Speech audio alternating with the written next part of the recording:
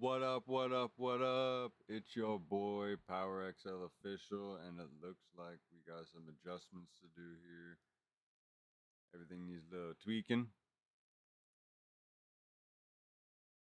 Let me hit you with that intro sound. Oh boy.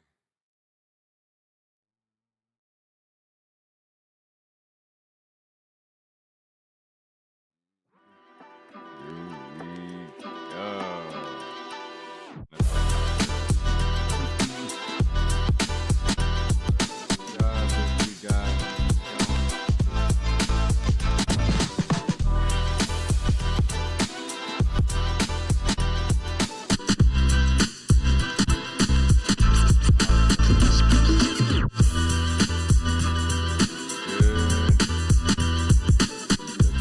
quick. I didn't realize all this audio was effed up.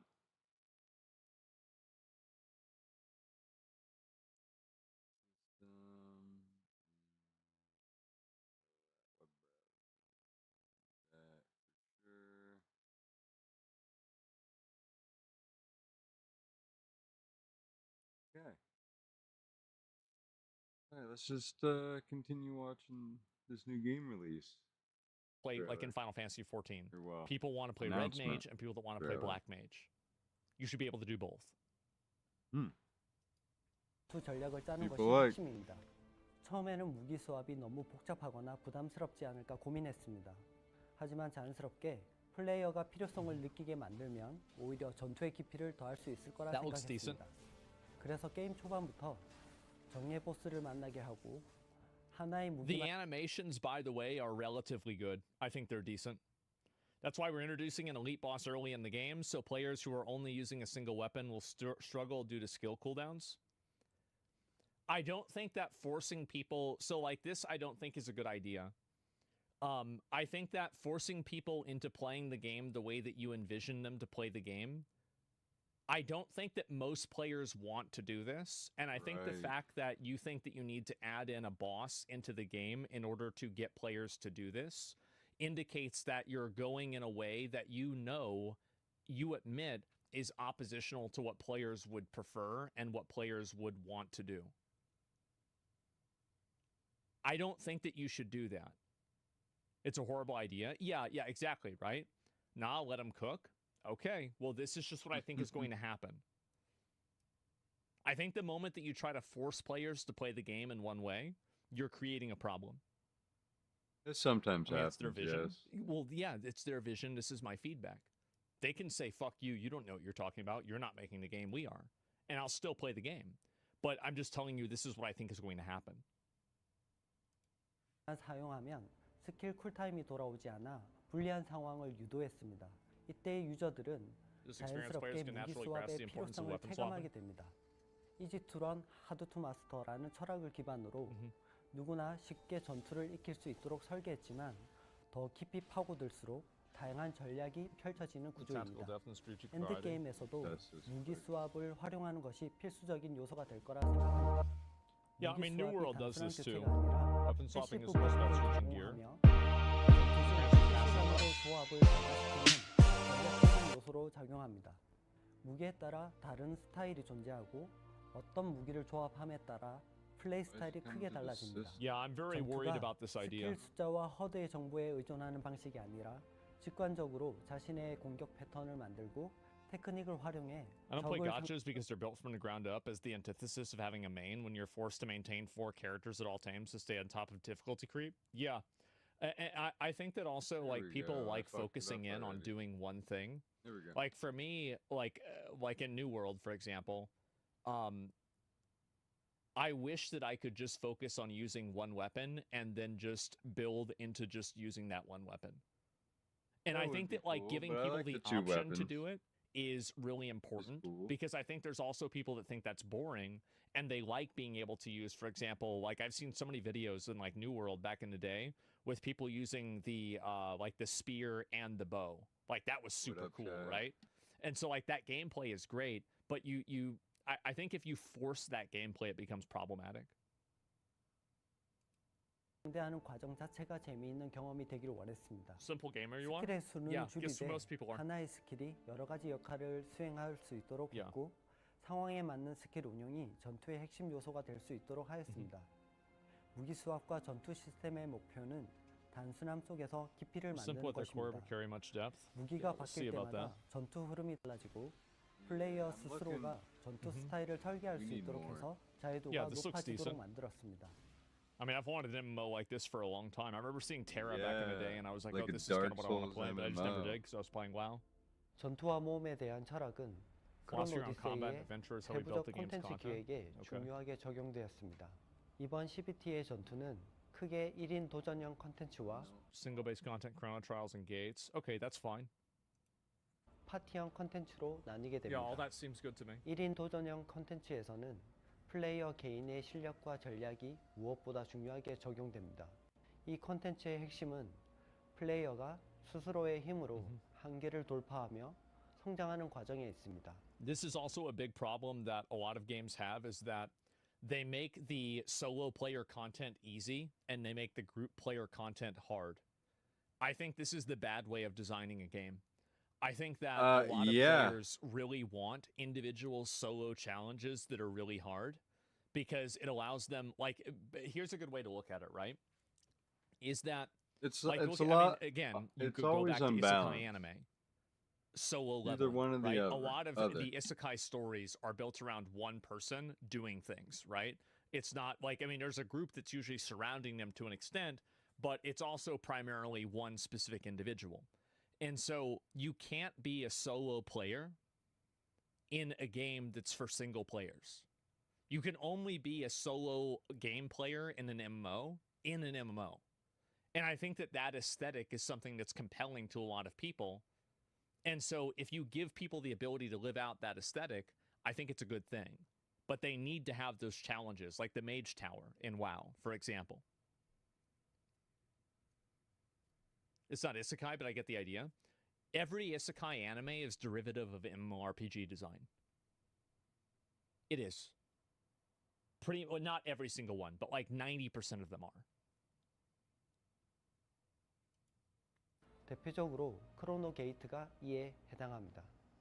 강력한 보이드 사도와의 1대1 전투에서 플레이어는 상대의 Void 패턴을 Apostles. 파악하고 전략적으로 So these are like Dark Souls 대응해야 합니다. bosses. 이 과정에서 캐릭터의 This looks good. 성장과 플레이어의 숙련도 또한 높아지도록 설계되었습니다. Decent. 난이도는 높지만 클리어 시 얻는 성취감과 특별한 보상이 그만큼 크게 와닿을 것입니다. 또 다른 도전형 컨텐츠인 시련은 The trials? What are 단순한 trials? 전투 이상의 경험을 제공합니다. 다양한 시공간을 넘나드는 이 콘텐츠에서는 퍼즐, 함정, 기믹 등이 랜덤하게 등장하며 I 매번 mean, 새로운 it looks 플레이의 like New 경험을 World, but 제공합니다. better. I'm 이 in. 과정에서 플레이어는 단순히 전투 That's 실력만이 cool. 아니라 Fucking in. So it's almost like a roguelite 순간적인 mode? 창의력도 시험받게 됩니다. Yeah. 파티형 콘텐츠는 Design party-based 협력과 content to 전략의 emphasize 조합을 teamwork and 통해 strategic 더 큰 coordination. 도전을 이겨내는 구조로 설계되었습니다. I hope they don't run into the same problem that Lost Ark did. Is that Lost Ark, I feel like after Vaulton, they added a bunch of like mechanics into the game. This is like, I heard that they kind of went back on this, but like whenever I played, they did this a lot. Is that they added a lot of content and mechanics into the game that were effectively anti-solo mechanics because you can solo Vaulton pretty easily. And I think that type of idea is a really bad idea. Huge, huge bad idea. It's better to let people like, because whenever you force cooperation and force teamwork, it's a bad idea. Play Severed Steel. I'll have to see what game that is. I don't even know what game that is. I have no idea. Severed Steel. Maybe Once you start forcing it, it gets people stop playing. Like especially me, I'll stop playing the game if it forces you to play with people. Jailing and gatekeeping. I like can be the a problem. option, Yeah, and that's if it another does thing, too, force is that- you, so in this, if the game does force you, it better have like matchmaking that's seamless, so you don't have to interact with people. Because how you supposed to like, you got to already know people to do your challenges, like. is another big problem that a lot of Ridiculous. It's a lot designers of and work. developers don't understand, is that they don't understand the second order effects of the way that they design a game and how it will affect the player base's mentality of playing the game. So in a general rule, the more that players get punished, the harder players will try to avoid being punished. What does that cause? That causes you, if you don't have Light of Salvation 30, for example, in Lost Ark, you don't get into a group. Because they're only going to invite people that have put 1,000 hours into the game, 2,000 or 3,000 hours into the game. And so all of these things... Yeah, you're going to have a hard time finding a party. Like a super, super really hard thing to do in the game. It's like a huge time sink. And so that's... Yeah, people just want to play the game, right? And so if you make like bosses that require a tremendous amount of teamwork and coordination, what you will end up doing is you'll make it to where the only way that people can play the game is if they've already done this 50,000 times. And it makes it harder for new players to get into it. So it's very important that, in my opinion, bosses that are made for group content can still be soloed. That's like a super, super important thing. And this is also me speaking as like a person. The video that got me into playing World of Warcraft was a video from a mage called Fax Monkey, because I thought it was really cool that you could solo the entire boss in a dungeon or a raid. I think like the entire concept of that is so fucking cool. And so if you can't do that in a game, I feel like that's a huge weakness.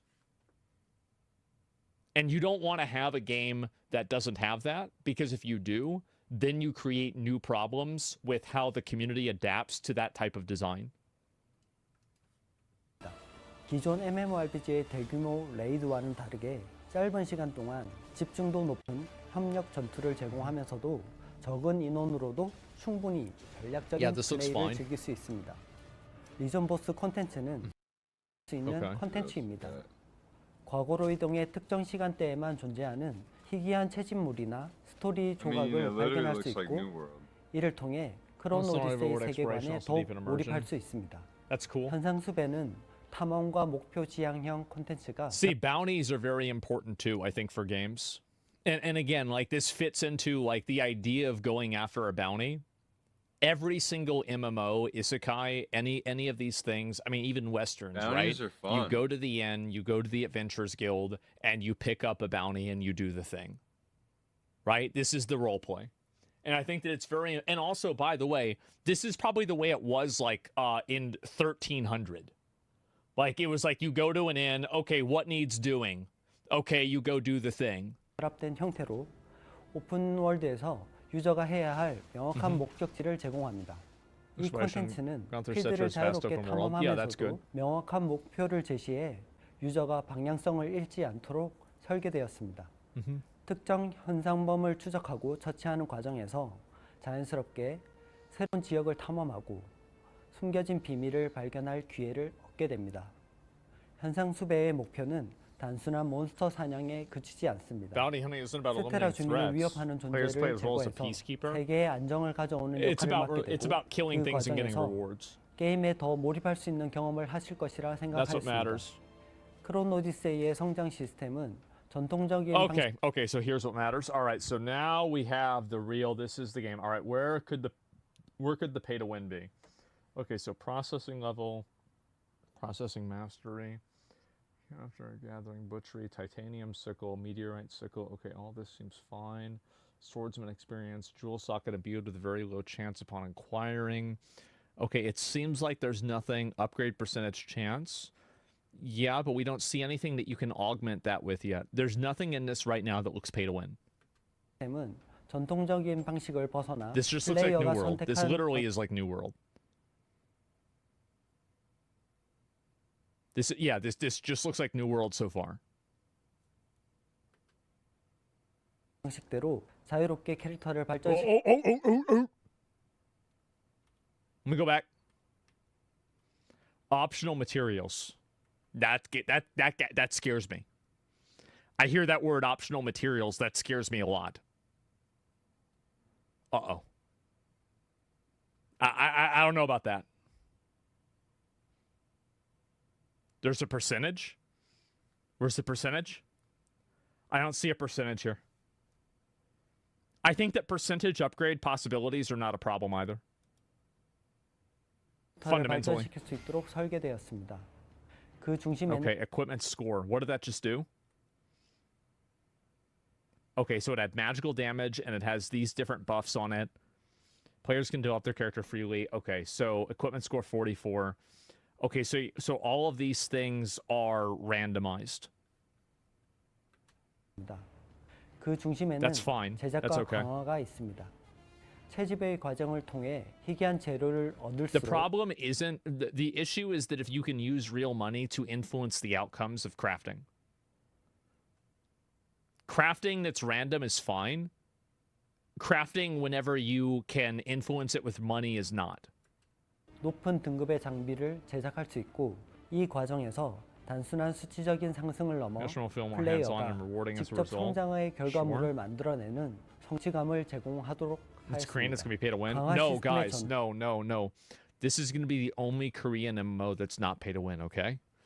I can just feel it. This is going to be the one, all right? They've learned their lesson from all the other games, and they know for sure that's what it is. Like, yeah, for sure. There's also a lot of cheating involved in MMOs, like Korean MMOs. Like, I didn't even. It's crazy. I didn't even know about this. 탐험, A lot 채집 of 등 cheating. 다양한 활동을 통해 Enhancements. 강화 재료를 얻을 수 있어 플레이어의 다양한 플레이 Whoa. What we got here?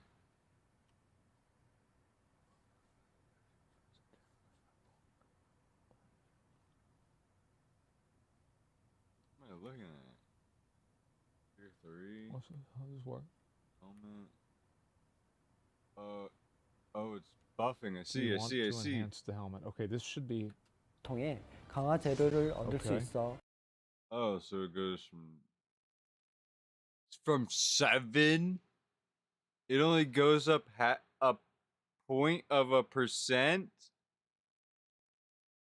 The fuck is this bullshit?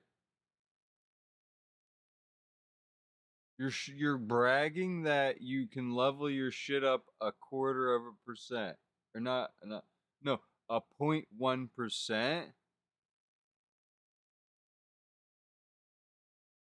0.1.5. There's not even 1.5. There's not even a whole point. Yo, this game is already cooked, bro. I see you. Defense goes up a little bit. 플레이어의 It's 다양한 fine so 플레이 far. It's fine 스타일에 so far. 맞춘 성장이 가능합니다. Oh, really? 강화 실패에 We 대한 also 부담을 reduce the risk tied to enhancements. 최소화했으며 전투에서 So even progression 성장이 slows will 막힐 be 때 another way to grow 새로운 stronger. 성장의 기회를 Just do not have reverse progression. If you have reverse progression, like people are just gonna quit the game. Yeah. Like BDO is a good example of that. Like the first time I had I combined my earrings together. I got 2 of those like witching earrings from like that skeleton place, and I combined them and they broke. I was like, I'm quitting. I'm done. I don't want to play this anymore. 경험할 수 있습니다. 이 두 시스템은 서로 긴밀히 연결되어 있습니다. 전투 중심 플레이어는 보스전과 던전에서 재료를 얻어 성장할 수 있고 전투 중심의 유저도 채집과 제작만으로 충분히 강한 캐릭터로 성장할 수 있습니다. Non-consensual PvP kill BDO. I think that an MMO, like I have a very like, I don't know what the right decision is, but if I had to lean on one side or another, I think that at least the majority of the game should not have non-consensual PvP. Because whenever you think about it, basically non-consensual PvP means that you're making a player do something that they don't want to do. At a very fundamental level, that's a bad way to design a video game that people have to choose to play. Creating friction in a game is important in order to make it feel better. Right, but at the same time, whenever you create so much friction and you give players the ability to impact other players' experiences, the extremes of that can cause them to quit the game. Like, for example, in Classic WoW, if you keep getting ganked in Stranglethorn Vale and you can't do any of your quests, you're just going to quit the game eventually. A lot of people are just going to stop playing. Because why would they want to keep playing this game that they just keep getting farmed in? And it's not like you're not going to overcome this, right? You're not going to there's like a level 70 or level 60 hunter there. and you're a level 35 warrior. You're not winning. That's it. Like, you're dead. Somebody quit there? Exactly. Yeah, PvP opens up cheating too. Well, it's more about, like, whenever you give one player the ability to impact the experience of another player in the game, you have to make sure that that's done in a way that is as, like, it's weird, right? Because, like, you have to allow negative interactions to occur, but the severity of those negative interactions is very important. And the frequency of those negative interactions is very important. Like, for example, if you kill somebody, like, once an hour, it's not a big deal, right? But if you're getting killed for an hour, that is a big deal. Because there's a lot of people that are casual players that, and again, the people that want non-consensual PvP want to kill people that don't want to PvP. Yes, logically. That's exactly logically, how it works. Of course, that's the case. They want to go after the weak link. Want it, right? And so if your goal is to create content and create a situation where players can basically take advantage of something that another person doesn't want to have happen to them, but they have to let this happen to them for this situation, you are creating a toxic atmosphere. Oh, yeah. Yep. The food chain, kind of? Yeah, exactly. But when somebody's at the bottom of the food chain, don't expect them to continue reproducing. A lot of those species go extinct. And that's what happens, right? Is that the food chain, the top of the food chain eats the bottom, and then the top of the food chain doesn't have anything to eat yet anymore because they're gone, because they've gone extinct, and then the game dies. That's what happens. That's why you have PvP servers. Yeah, I think PvP servers would be one way to solve it.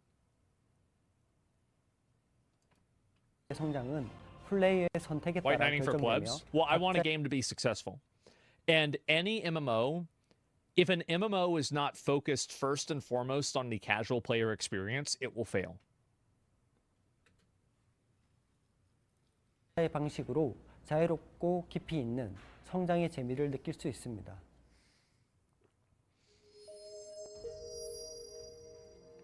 A roadmap. All right, here we go. 이번 1차 CBT는 크론 오디세이의 첫 번째 테스트입니다. 완성된 게임을 보여주려는 것이 아닙니다. 유저분들의 피드백을 적극 반영하면서 게임을 더욱 발전시키려는 과정입니다. One of the core elements we're focusing on during this CBT period is improving the multiplayer experience. An MMORPG should be all about playing together. And we want to make sure that's reflected in Chrono Odyssey. We'll be working on content density to make the world feel alive, and continuing our efforts to make exploration more immersive and ensure there's a strong sense of discovery. Like, that looks amazing, by the way. Like, just that visual right there in the background, that's incredible. Like, just make that's what people want to play, right? That's awesome. Journey throughout the world. In Chrono Odyssey, there's no right or wrong way to progress. Reading the script? What's wrong with that? Whether you enjoy crafting, gathering, exploring, questing, or simply engaging in combat, the game is designed to reward you for playing your way. That's probably true to an extent, but there will always be limits to that extent, and the limits to that extent are what defines whether a game is good or not. I think that really the best game to do this, at least out of the ones that I've played, is Classic WoW. I think the way that Classic WoW designed its in-game system is probably the best way to design an in-game system, but I would have preferred slightly more solo content. I think you need more solo content at Final Fantasy XIV. That's all right, but I think I like the crafting and everything in WoW better. What if I play like a retard where I get rewarded? If you play in a group and it's matchmaking, yeah, probably. 오디세이라는 세계를 전달하는 데 있어 MMORPG라는 틀이 가장 이상적이라고 생각하였습니다. 그렇기 때문에 계속되는 Yeah, somebody brought up this point, and like fighting a boss in Chrono Odyssey with a group should feel like a multiplayer hunt in Monster Hunter. I think that's probably a good way to look at it, with a little bit more interplay between the different characters. 만들기 위해서 지속적으로 새로운 지역을 추가하고 시공간을 활용한 독창적인 콘텐츠들을 확장해 나갈 계획입니다. 시공간의 여행을 일반적으로 떠올렸을 때 생각되는 포탈을 통한 시간 이동이 아니라 미래와 현재를 실시간으로 넘나들며 퀘스트를 진행하는 방식을 연구하고 있습니다. 또한 기존 MMORPG처럼 한 지역이 끝나면 다음 지역이 열리는 게 아니라 유저의 행동에 따라 세계가 변화하고 새로운 탐험 요소가 자연스럽게 해금되는 구조를 만들려고 합니다. 우리는 크론 오디세이를 단순히 시스템적으로 확장하는 게임이 아닌 유저가 직접 세계를 Surely a Korean MMO will not add systems without due cause. Surely. Want players to shape the world and feel like their own actions are truly immersed in that process. Again, I think this is also a double-edged sword. And so, like, this is also another big problem that games like this can run into, is that if you have a world that server-based events are triggered by activities that players on the server do, you run into the problem that if you have a dead server, a lot of functionalities of the game simply do not exist. Like, for example, like how many Onyxia buffs happen on Tichondrius, or not Tichondrius, on Fairlina versus like some random dead server. And so once human, yeah, exactly. And so like it's very important to make sure that like you have both of those happening. 시키고 그 안에서 살아가는 경험을 할 수 있도록 만들고자 했습니다. 크론 오디세이를 한번 출시하고 끝나는 게임으로 만들고 싶지 않았습니다. 게임을 개발하면서 가장 중요하게 생각했던 건 유저들과 함께 성장하는 게임을 만드는 것이었습니다. There's a problem with Ashes as well. 참여하는 유저분들께 한 가지 부탁드리고 싶은 게 있습니다. 퀘스트만 따라가지 마세요. Chrono Odyssey isn't about moving from one objective to the next in a straight line. We want you to embrace the spirit of exploration, share your discoveries with the community, and find your own way through this vast, mysterious world. 1차 CBT에서 여러분이 경험하게 될 내용은 크론 오디세이의 극히 일부입니다. If they want to do that, you have to so if you want to do this, you have to avoid making sure that there's no fast tracks. So like for example, New World is a great example of doing this wrong, is that New World had an expansive questing system and world building system, but everybody in New World just was doing the town board quests on repeat.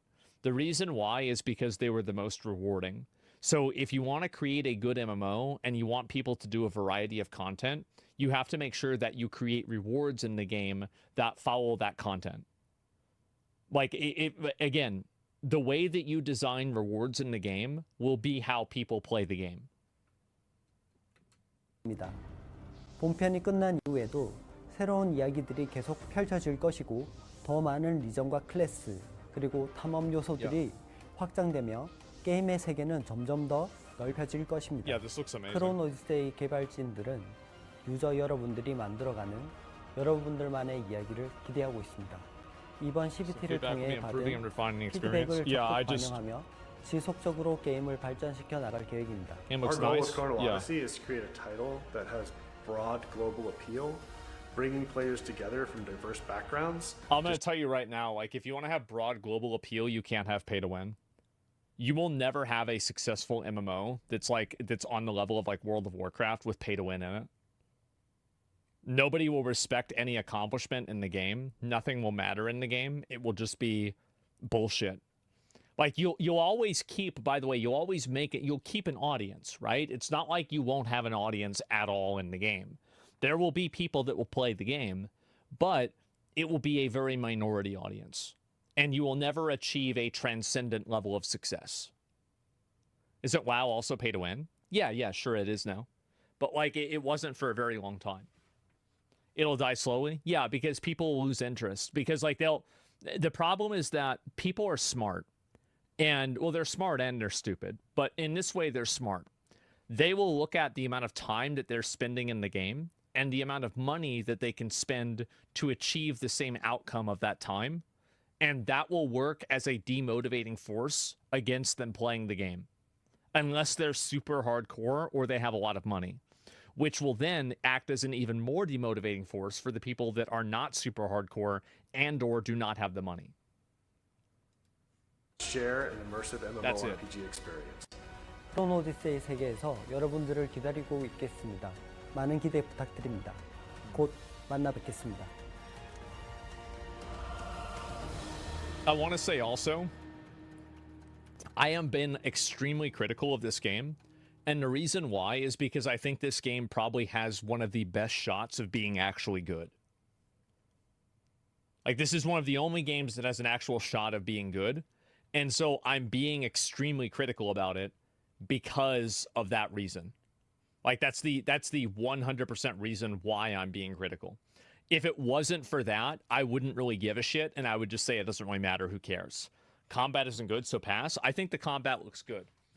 And so, yeah, it fell this much because there's potential. Yeah, and this is why I care a lot about it, right? It's because I want to see this game succeed, and I want to see it do well. And I talked to them on Twitter. I haven't talked to these people at all. I've had no communication with this this developer. And so, with a lot of the combat, I can just look at, I guess this is just the, I'm assuming this is just the highlights of the combat. Yeah, here you go. So, like, a lot of this combat, I feel like the majority of it just feels and looks a lot like, kind of like BDO in a way, like a better version of BDO, which is a good thing. Like, I don't think that's bad at all. And so, like, this type of gameplay, etc., is totally fine. But you said you know more in the public?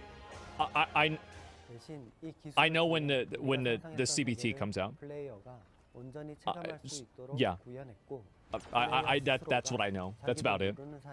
And like I know the day it comes out. But that's literally it.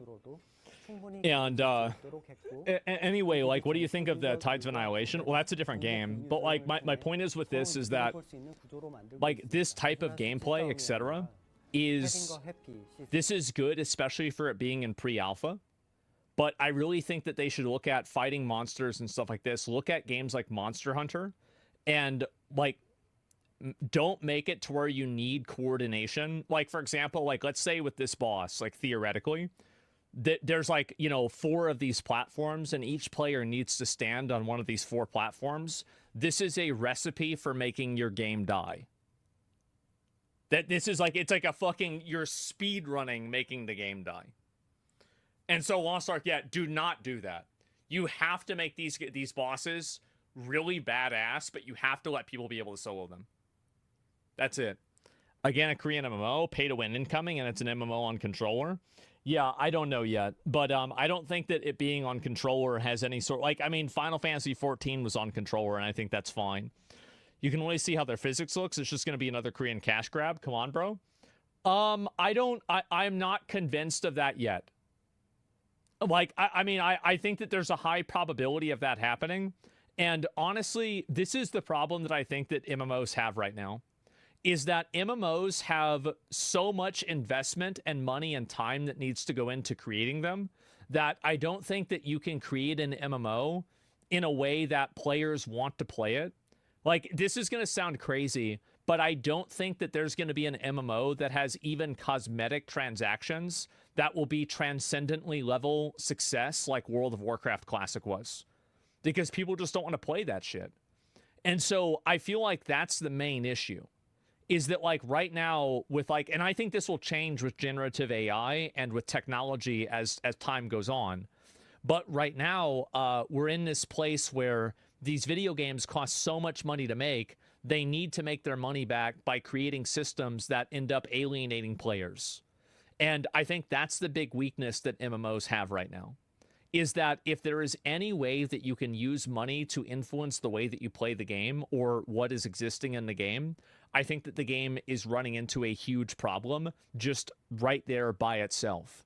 And the reason why is because people play MMOs to get away from the fact that life is pay to win.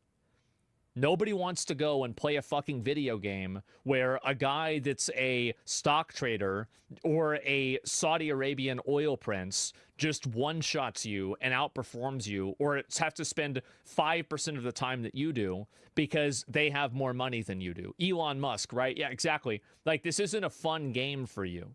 And it makes the players feel like shit, too. It makes anybody feel like shit. And so that's a big problem, unless it's Riot MMO. Well, I think that Riot MMO is the same thing. I think they have the exact same problems.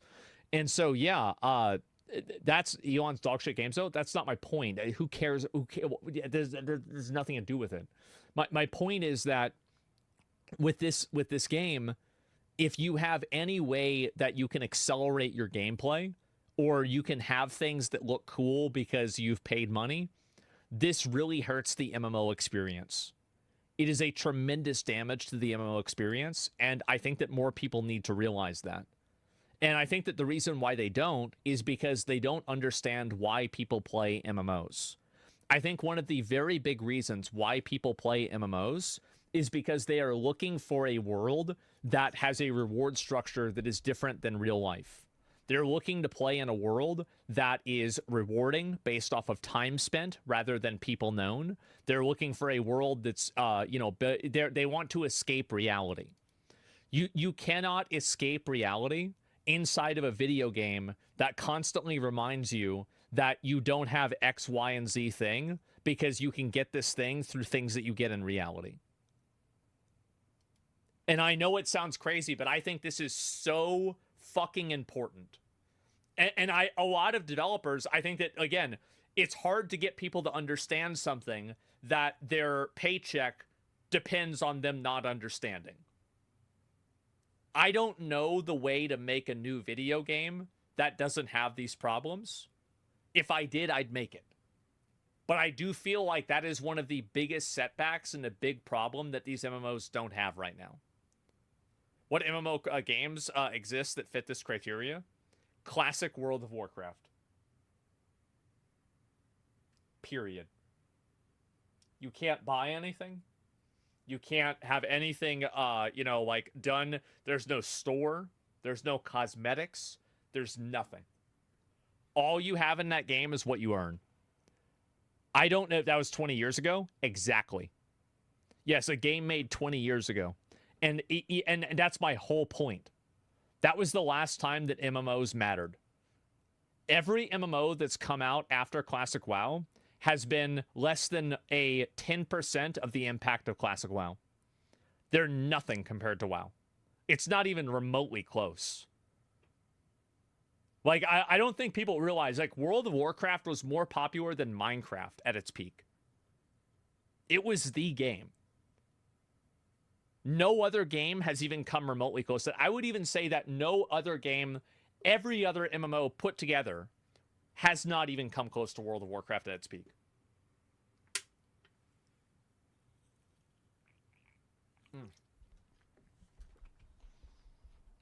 The glory days? Yes, exactly. What year? 2004 to 2010. Those were the, basically the original trilogy of the game before it turned into bullshit. Those were the days, right? Unironically, they won't understand they weren't there. Yeah. MMOs, you need to make sure that MMOs can reward people. And here's also another reality. And I'm going to address this and then I want to move on to something else, okay? But it's the last thing I want to talk about. The ability to spend 12 and 15 hours in a video game is a privilege in itself, in the same way that the ability to spend $1,200 and $1,500 in a video game is a privilege. For example, if you're 16, the ability of you to spend 10 hours is a lot higher than if you're 26 or 36, but you can spend more money if you're older. The reality is that MMOs are not fair because you're competing. Like if you're a 45-year-old family man, you're competing against somebody that's like, some kid that doesn't have a job. You can never beat him. You will never beat him. But the reality is that that's at least a world where that kid can win. Because the real world, that kid can't win. If you can't give that kid a world that they're going to win in, they're not going to want to play the game. Why would they want to invest their life into the game if they can't beat people in real life? They would beat them in real life. Exactly, right? And so every competitive game is like that nowadays. Exactly. And so I can't win in neither. Time is money. Yeah, exactly, right? And so unless you pay on a player account, MMO fatigue is a thing. And you got to separate cohorts. Yeah, exactly. But the kid doesn't have money and the company wants money. Exactly. But the problem is that those kids that are playing the game are the backbone of the game. The majority of people will not spend a bunch of money. And this is another thing, is that a whale can't exist in an ocean that's empty of other fish. A whale has to exist in an ocean that has tons of other fish in it also. And so the problem is that whenever you're making a game and you design it for whales, what ends up happening is that in a lot of cases, you only have whales. And that's the big weakness that you have, is that you need to create an ecosystem. And this is a problem that, for example, Mixer had with streamers. You can have the biggest, the strongest, and the tallest sequoia tree in the world with Ninja or Shroud, but if you don't have the shrubs, the bushes, the squirrels, the, snakes, the bugs, and everything that create the ecosystem for that sequoia tree to exist in, you can put that tree out in the middle of a desert and it's going to die. And I think the exact same thing is true with a lot of these games. You need to create an ecosystem and a player economy and a player social hierarchy. And if that social hierarchy is derived from real money, you failed as a developer. And your game will fail as a game. That's it. And so, like, I can talk about this for fucking hours, because and also a lot of the things that I understand about, like, the reason why I think I get a lot of things right with, like, like world events and stuff like that, and I can predict things, is because I've played these online video games my entire life. I played these my whole life. I've done this my entire life, and I've seen how people react to this stuff. And this is at the very, very base level. This is what people will do if there are no consequences, and it is the true window into the actual impulses and the actual driving forces of human behavior. Because what somebody does when they don't have an incentive to do it, that's what matters. Connect the Skinner box nature of MMOs to human nature? Yes. And do you think some cosmetic microtransactions would ruin that economy? Yes. Unequivocally, yes. A lot of people like MMOs. I'm just going to say it. A lot of people like MMOs because they provide an even playing field that real life does not provide for them or has not provided for them yet. If you're a young kid, the chances of you're a 16-year-old loser, you're not going to be taken seriously in life and in the world by anybody. Nobody's going to give a fuck about you.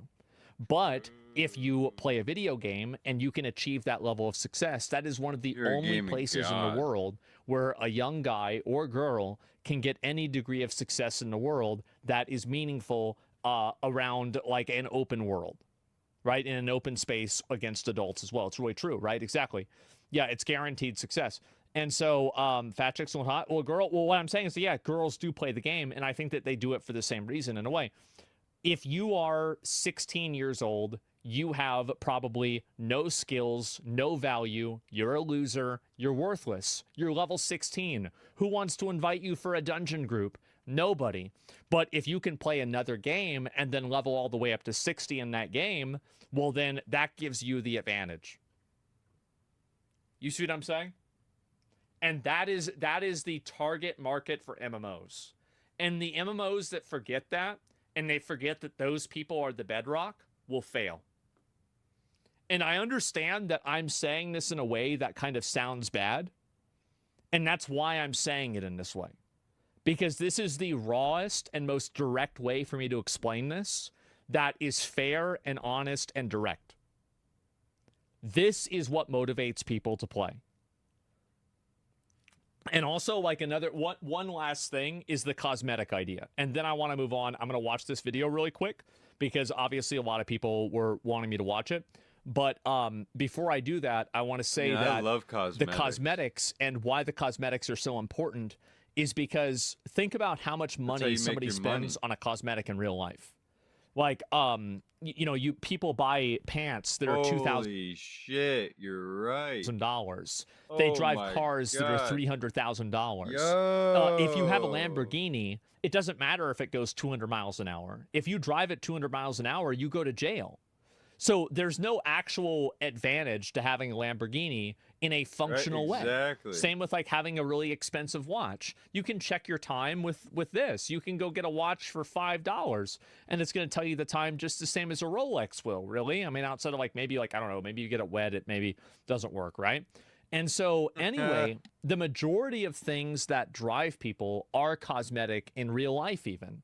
Like, for example, having a hot wife, having an expensive, cool-looking car, having a nice house. Like, having a really big, expensive, cool-looking house, how much of this is function and how much of this is form? The majority of it is actually form.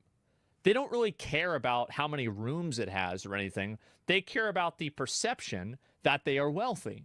And it's the same as the car. It's the same as clothes. It's the same as anything. So once you understand that humans operate under a premise of if people can perceive value in something, then it has value.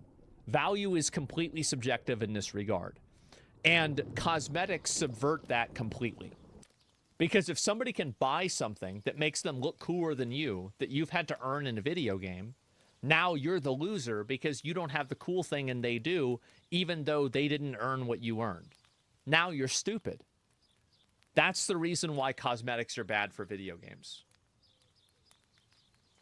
You see what I'm saying? This argument works against you, actually, because people could simply do not value payable cosmetics compared to earned in games. People do not value payable cosmetics compared to earned in games.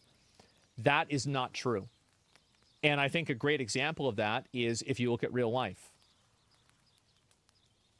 People think you have a really cool car if you have a really expensive car. They do.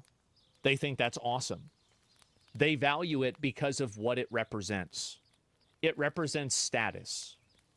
People care about status. And that is what the cosmetics imply. And so it doesn't matter whether it's a Lamborghini, Thunder Fury, Blessed Blade of the Windseeker, Gladiator title, or a Supreme t-shirt. All of these things imply status.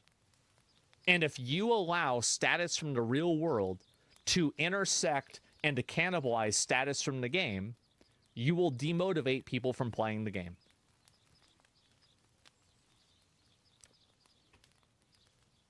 That's it. How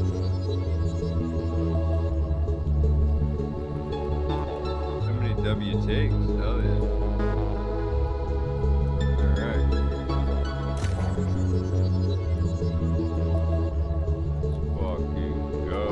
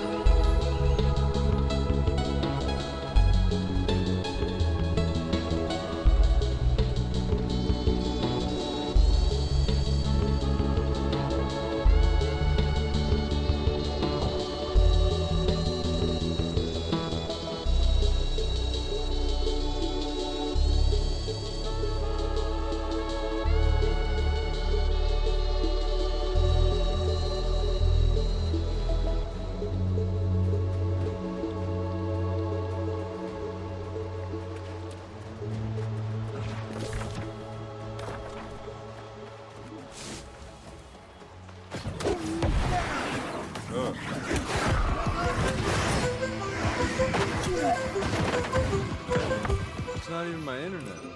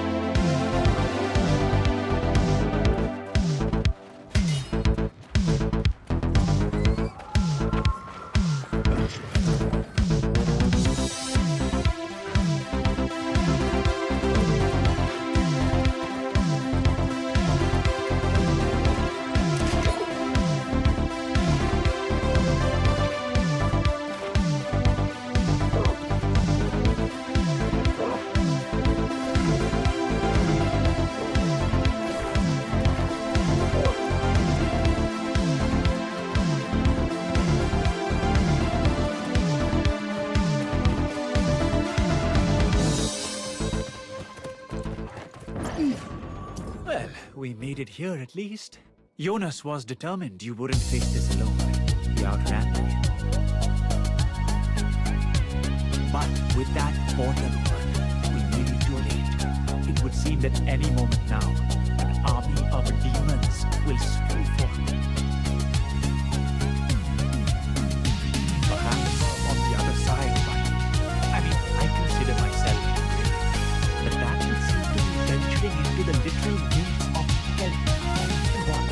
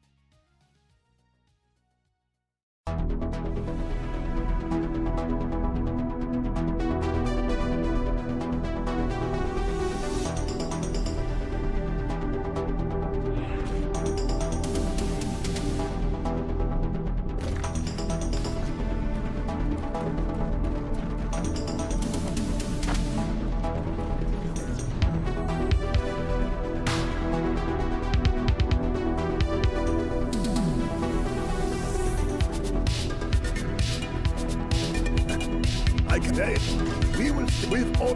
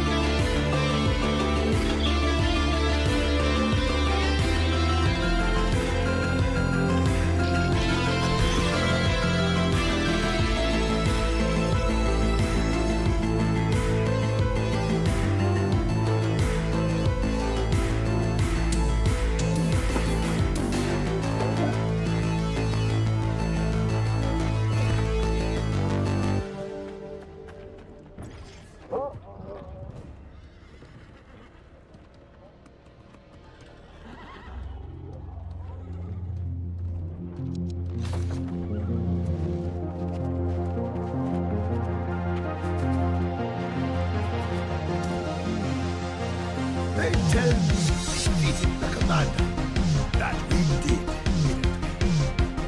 All right, and you all can stop hovering over me. That is Nothing. I don't need it.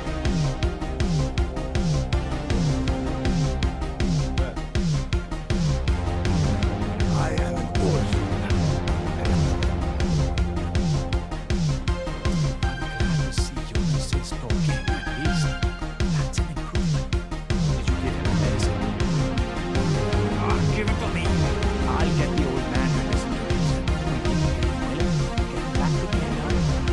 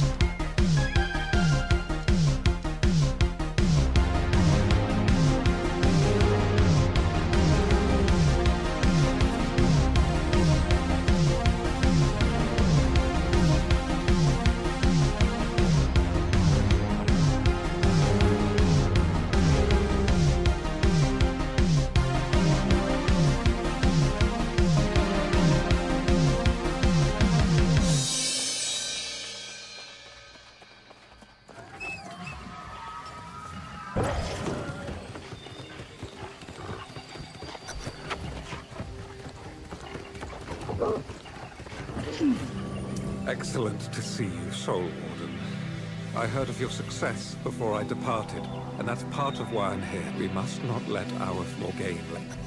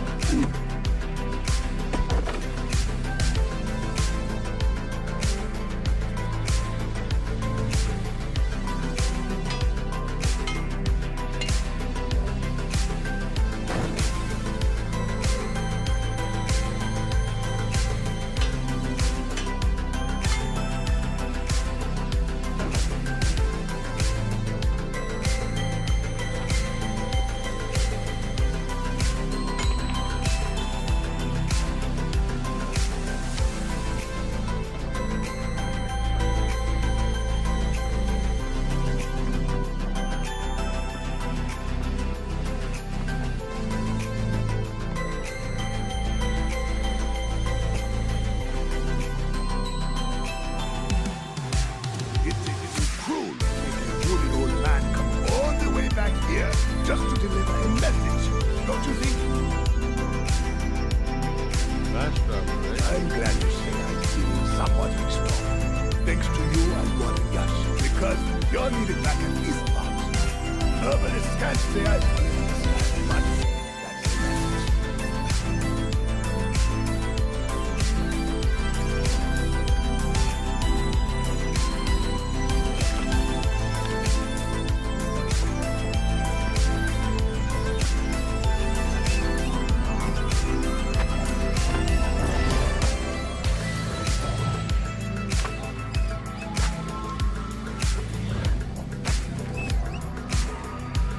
message.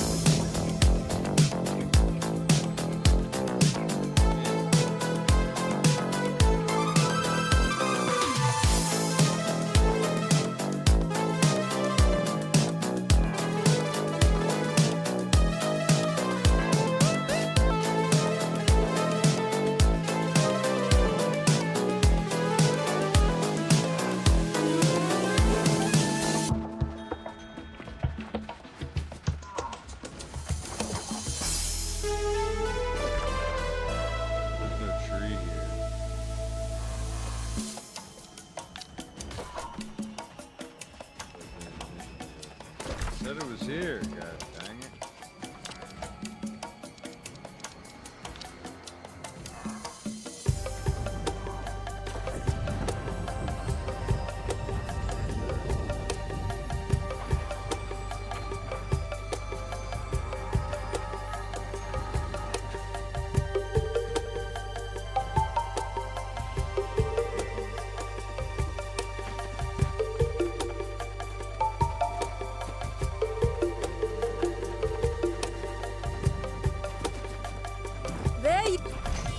The blight. Most don't even. Everyone thinks, but what matters now?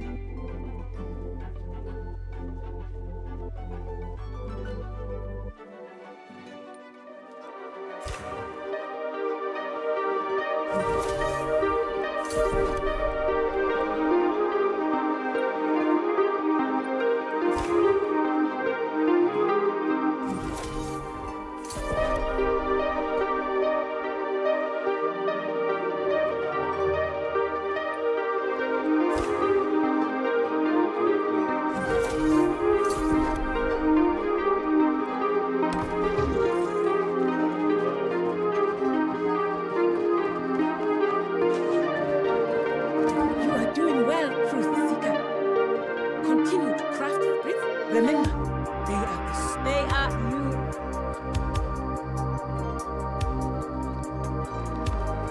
Got 14.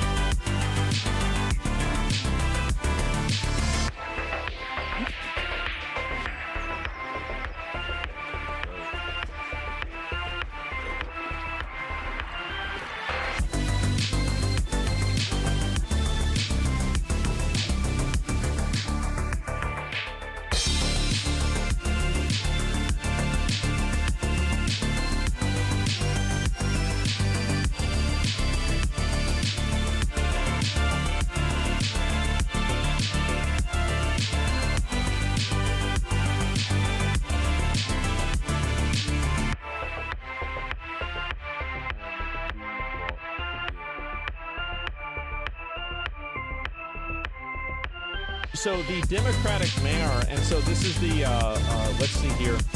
I just want to make sure that you guys have an understanding. What did she do? And so she was the one that I believe was harboring illegal aliens in her house. So the ICE facility incident.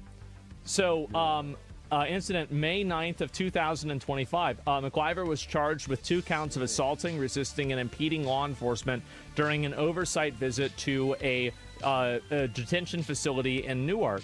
And so anyway, we're going to search up this person and you guys can see what they're doing, right? She punched a guard. Well, let's take a look at it. Let's take a look at the video and we'll see it for ourselves. So this is the woman that did it right here. And she's the one. Remember, she says, I'm a congresswoman. I can touch whoever I want. Yep.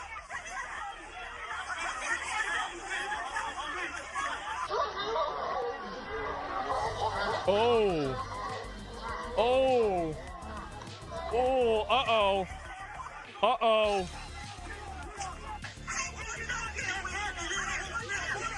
So this is the woman.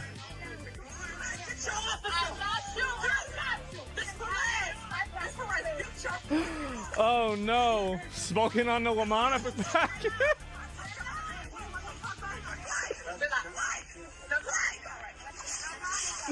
Dude, a congressional crash out. You don't see this every day. Oh my God. She wilding out. No, they can't talk to you like that, but they can do something else.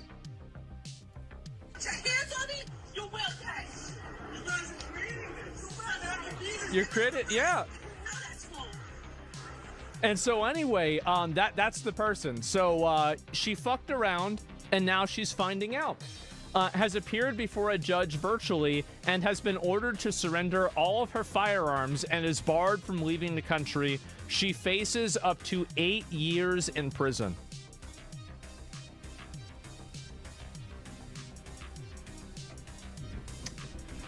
Man. Oh. Congresswoman LaMonica MacGyver is in Washington, D.C. Not here. Oh, bro. 8 years. Oh. Oh, it's not looking good at all. More accountability. Yep. For pushing someone? For invading a federal building, pushing people, threatening to assault them, screaming at them, hitting them. Yes. 8 years. Yeah. Yep. That's right. This is a civilized society, and people should be expected to act like it. That's right. No more. No more goofing around. She'll get probation. I will be very disappointed, but I will also be very not surprised. I don't think she's going to spend a day in jail, guys. I don't think it's going to happen. Now, it should happen, but I don't think it's going to happen. Inside of the courtroom, she's going to appear virtually. She's looking at serious felony charges of assault and could face jail time. But if you ask her, she didn't do anything wrong. No. If you ask President Trump, he says, roll that tape, watch.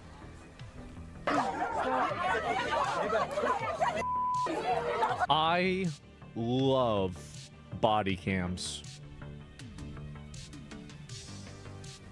I do. I love them. This is, and the thing is that I remember whenever I was advocating for body cams and talking about them like over 10 years ago, and people were saying that it was just like bullshit. It's to protect the police officers, and it's also to protect your money. Like, for example, if there was no evidence of this, she could have sued these officers, and it would have been a congresswoman's word against some random grunt that works at some place. And now the government's going to have to pay her out a 7-figure salary. Now that's not happening anymore. Uh-oh. The days of woke, no, I didn't. The days of woke are over. That woman, I have no idea who she is. That woman was out of control. She was shoving federal agents. She was out of control. The days of that crap are over in this country. We're going to have law and order. You can see MacGyver in this red. I want to just hear that again. The days of that crap are over in this country. He very clearly censored shit. Crap are over in this country. We're going to have crap are over. Out of control. The days of that crap are over in this country. We're going to have law and order. Thank God. You can see MacGyver in this red blazer as investigators say she was shoving and elbowing ICE agents. I went through all the court documents, Harris, and it lists that she grabbed one agent and tried to restrain him and then pushed another, striking him with her forearms. And DHS says, just look at the video. It's all there. MacGyver was with 2 other members of Congress, all Democrats from New Jersey. The group says they were just... You'd think that somebody named MacGyver would have figured out a better way to get in. You know, like getting underneath the fence or something like that. Damn. To check on the migrants inside. They wanted to make sure they were safe and were able to use the phone. But DHS says you can't just show up and push your way past the gates. You have to make an appointment. Democratic leadership is showing their support, though, for the Congresswoman. Why? What the hell's wrong with y'all? What the fuck are you doing? What are you doing this shit for? They're threatening to ramp up more oversight visits to ICE facilities, saying they're not... They're going to do it again? Well, that's going to make things easy. Not going to be intimidated by the... How can you defend this? It's simple. They're retarded. Duh. There's more to this story? Wait a minute.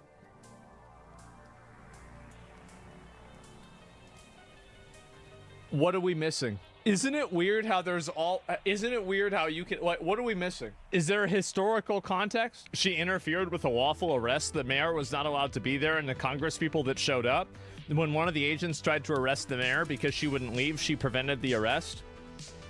So you're saying it's worse? Watch the Legal Eagle video? Why would I need to see anything? I can just look at the tape of it happening. This is like episode 1 of Better Call Saul. I don't need to watch a 1-hour video to see a person shaking and hitting federal officers and say them to be wrong. Where's the context where this is okay? Legal Eagle is biased and he said it himself. I don't know if he is or not. I mean, I've seen some of his videos. He seems okay to me. I mean, I don't really have an opinion that's like strong about him one way or another. Maybe I'm crazy, but that's just me. Well, if you don't want, then okay. So you're going and telling me that I'm wrong, but you can't explain that I'm wrong, but you want me to watch a 30-minute video that I'm wrong. Let me ask you a very simple question. Did she assault a federal government employee in the video that was shown or not? Did she assault a federal employee or not? Well, that was easy. Anyway. Administration. We know there was political reflection. We know there was political calculation. We know there was It's actually really impressive that this guy, this is the kind of guy that, like, I'm trying to think about, like, a good example of, like, what every time he got air, yes, all he does is get mad. And, like, do you remember whenever he went on a 24-hour crash out over nothing and then nothing changed after that? And then he was doing some sit-in for something that wasn't happening? It's Timu Obama. It's not even that. He doesn't even do anything. At play that was intending upon using law enforcement to pursue a political end. What? It's going to be up to the judge here in Newark, New Jersey, Harris, to set bail for MacGyver. Yeah. So keep an eye on it. Keep you posted, Harris.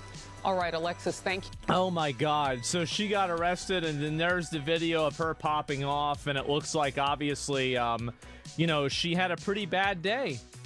She's having a pretty bad day, and 8 years in jail. Legal Eagle became entirely politically driven and clearly biased, not worth your time on his videos anymore. Well, I have no problem with a biased source if they're bringing forward evidence that's relevant. What's important, the source always needs to be considered, but it should never be considered as a substitute for evidence. Evidence is what matters, and arguments are what matters, not the person. But it is important to know who the person is and where their sources are.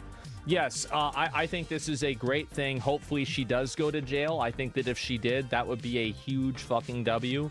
Massive fucking W. But we'll see if that's going to happen or not. I'm kind of, you know, not expecting it. But we'll see what happens. Uh-oh. I think they went after her, and I think her race has something to do with it. I'll just flat out say that. I think they went after her, and I think her race has something to do with it. I'll just flat out say that. This problem is not going to exist in 10 years. Yep, we're not going to have this problem in 10 years. It's going to be over. Don't worry about it, guys. It's annoying right now, but this is a problem that's going to solve itself. Don't worry about it. You're of the view, and it's my job. I'll let you finish. It's my job, Jay. Yeah, no, but it's my job to ask you to substantiate it. But you're of the view. You're of the view. Well, I'll let you finish. You're of the view that you're asserting that the Trump administration or DOJ is targeting her racially. Why do you assert that? Because that's what they're about.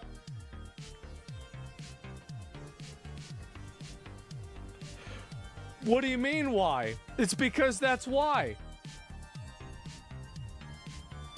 Duh. That's what they're about.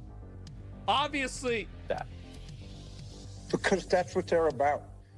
And they're trying to show it's us against them. They talk about the blood of America and the poisoning of blood. And they talk about this kind of stuff. Again, let me be very clear. I don't have any proof. But this guy's a Democratic strategist? This guy needs to be a retirement strategist.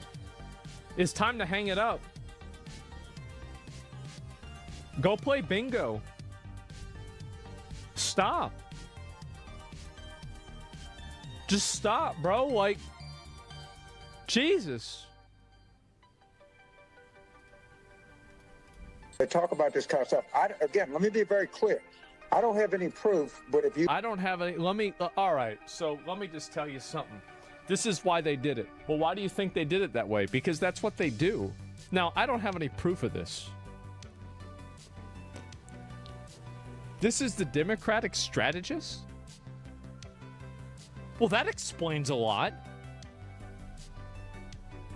Jesus, well, now everything makes sense.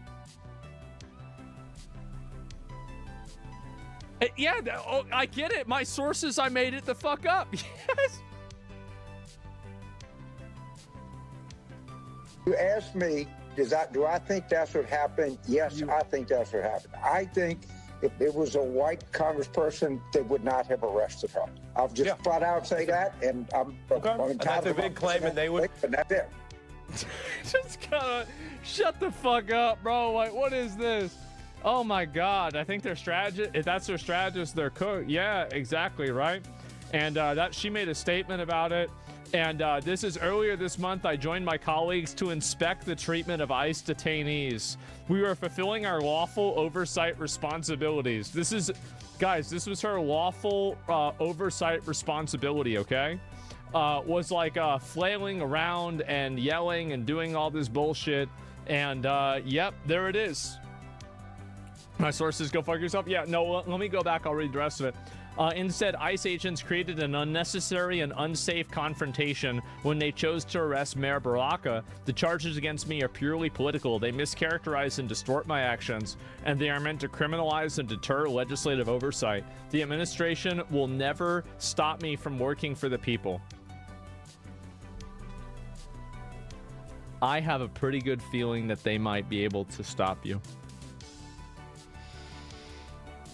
I've got a feeling that you're gonna stop working for the people very soon. 8 years. If she goes to jail for 8 years, by the way, that would be so fucking based. Oh my God. They're pushing for all three of them. She doesn't know. She likely doesn't know that they have her on camera. No, I think she knows that. She's not stupid. The administration never stopped me. I'm thankful for the outpouring of support that I've received. And by the way, this is the outpouring of support. Let's read some of her messages. These are the replies on her Twitter account. Fuck around and find out, retard. If a sitting member of the U.S. House of Representatives is convicted of a federal crime and goes to jail, will there be a special election? Does not automatically lose their seat, so no special election is triggered. No one is above the law. Stop lying, we have it on tape. You're going to jail. The charges don't distort your actions. Nobody is above the law, LaMonica. Nobody's above the law or the BMI. But thoughts like... Nobody lives above the law or the BMI, but you thought that you could live above both. Oh, bro. Bro, he had to do it to him. Damn, man, that's bad. Oh, that's a whole lot. Okay, let's see if there's any more of this shit here. Wow. And nobody's above the law, Representative Liver. Yeah, I guess so. Because Trump and Musk think that they're above the law. Wow. That's just too bad.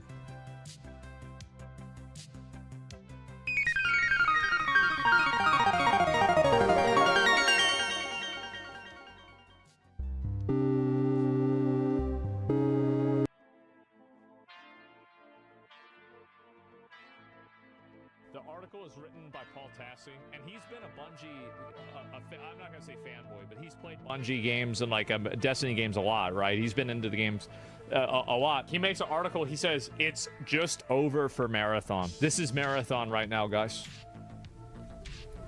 This is it. When Paul Tassi is saying you're done, it's really done. If he's saying a Bungie game is done, it's bad. I tried to put this off for a while now, giving Marathon the benefit of the doubt in terms of fixing what ails it, maybe snagging an audience that's large enough to make it at least sustainable. But no, it's over. I can't do this anymore. This probably has always been true, but the events of the past week have cemented it. I will get into the live stream and the plagiarism and all of this later and what's currently going wrong, but the future does not look bright. Gentlemen, not looking bright is only the beginning. I'm telling you guys, like, this is really, really, really bad. I think the game might actually be cooked. Bungie is cooked. This is like watching a train wreck in slow motion. If you guys do not delay this game, you know what? Don't. It makes for far better content. It's a heck of a lot more entertaining than Marathon, I'll tell you that right now. They just got caught red-handed, lifting art from some... That was one of the worst things about Assassin's Creed Shadows, is the fact that it came out. Do you know how many videos I made about that game? And then it finally comes out and then it's over? That sucked, man. I hate it when video games come out. Random artist on Twitter and just throwing it into Marathon. The funny thing is, this isn't even the first time that these guys have gotten caught doing something like this before. It's so lazy. It's so scummy. It's so blatant. It's the fourth time. And it shows how little creativity the studio has left and how hard and fast they're trying to rush Marathon out the gate. I played Marathon, and I can say with absolute confidence, it's not going to work. Nope. It doesn't stand a chance. They don't. The thing is that I was on vacation when Marathon came out, but when I saw that Shroud didn't even play it for a day, I was like, wow. Holy shit. Understand the audience, they don't understand the game, they don't understand the genre, and it's so woefully uninspired that it makes a lot of sense as to why they're just copying things that other people are doing, and in some cases copying their art, I guess.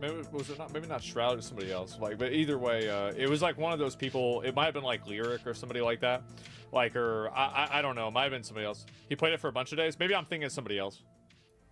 As well. You compare this to a game like Arc Raiders, and the contrast between the two of them couldn't be any more clear. So today what we're going to do is we're going to talk about the allegations against Bungie and their artwork, and also the pitiful reception of Marathon.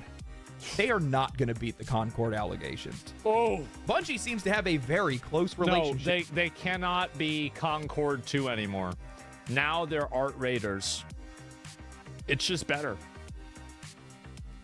With plagiarism. You know what this guy looks like? He looks like a really, really badly done AI version of an androgynous version of fucking what's his name from Guardians of the Galaxy 1? Rodon or something like that. That guy that, like, you know, that, yeah, Ronan. Yeah, Ronan. Yeah, bro, he looks like a soy version of Ronan.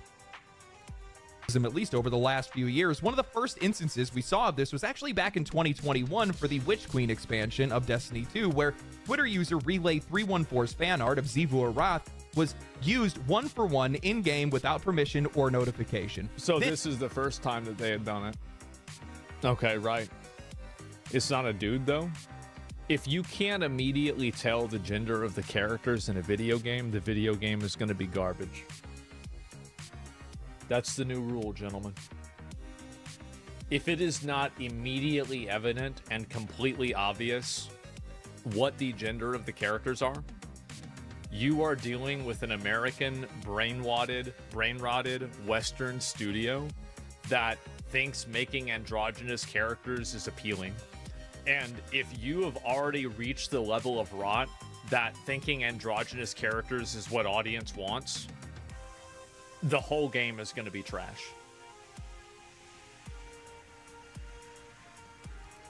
And in the Lightfall because it's made by trash expansion, it happened again. Julian Falona's artwork was lifted and used inside of a cutscene, and again in 2024 when Bungie collaborated with Hasbro to make a Nerf replica of the Ace of Spades pistol from Destiny 2. This time, lifting the entire design from the artist Tofu Rabbit, aside from a recolor and some minor cosmetic changes. They just took that. In every one of these cases, Bungie pointed the blame to a third-party contractor that they had outsourced their work to, resolved the issues quietly, and then compensated the artist. Actually, as we speak, Bungie is in the middle of an active lawsuit with writer Kelsey Martineau, who alleges that Destiny 2's Red War campaign in 2017 and the Curse of Osiris expansion copied elements from his sci-fi story. Character design. This one is like kind of okay. This is like, you know what this is? It's like what I said about how whenever you take a Photoshop text and the first time you use Photoshop and you apply every different like filter to it, like bold, background, overlay, imprints, everything on it. You put all of them at the same time.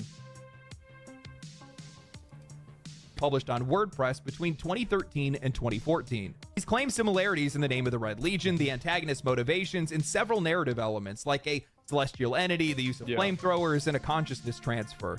Bungie filed a motion to dismiss the case, but the judge ended up rejecting it, citing insufficient evidence due to Bungie's inability to provide a playable version of the allegedly plagiarized content. Wow. And that's all because the Red War and Curse of Osiris expansions don't exist anymore. They're part of content that Bungie had vaulted. It's like, who the fuck wants to play like a bitch with a microwave on her head? What are you, retarded? Who thought this was a good idea? You stupid?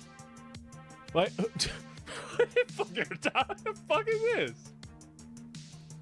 Removed from the game, then deleted all of the files altogether for reasons that can never fully be explained. This was the same move that alienated a huge portion of their player base. Bungie removed content from the game that players had paid for, claiming that they needed to do it to get more memory space for future expansions. And I'll be honest with you guys, as a player who owned that content, there is nothing more satisfying than watching this come back to bite them in the ass. And now here we are in 2025, and Bungie has still not learned their lesson. Twitter, look at this. Nobody wants to look at this. This is weird, bro. Like, look at this. This is so stupid. Like, who does this appeal to? This is gross, man. Like, ugh. Marilyn Manson? No, that's not true. Bro, Marilyn Manson in like the 90s, I'm not gay, but he was a really attractive guy. He was a really good looking guy. It's not even close. User and artist N2, also known as Anti-Real or @Anti-Real in lead speak, has called them out once again, this time for lifting their artwork and using it without permission in Marathon's alpha. These accusations aren't vague, they were direct, specific, and backed up with visual evidence. On Twitter, they shared images and wrote, "The Marathon Alpha released recently and its environments are covered with assets lifted from poster designs I made in 2017. Bungie is of course not obligated to hire me when making a game that draws overwhelmingly from the same design language I have refined for the last decade. But clearly my work is good enough to pillage for ideas and plaster all over their game without any pay or attribution." This is also after they said that it was all a mistake. Bungie says this is a mistake after multiple people, including the person who runs the art for the game, has followed this individual on Twitter for a long period of time, predating this event occurring. I don't have the resources nor the energy to spare to pursue this legally, but I have lost count of how many times a major company has deemed it easier to pay a designer to imitate or steal my work rather than to write me an email. In 10 years, I've never made a consistent income from my work, and I'm tired of designers. You know what I find to be even funnier about that is that I bet paying some random Twitter artist would have been cheaper than paying the designer. Like, they could have probably just paid this person less money and you would have had the same thing done, but you go with some industry designer that copy pastas something from Twitter. Like, it's really, you're paying more money to get a knockoff version of something instead of just buying the real thing.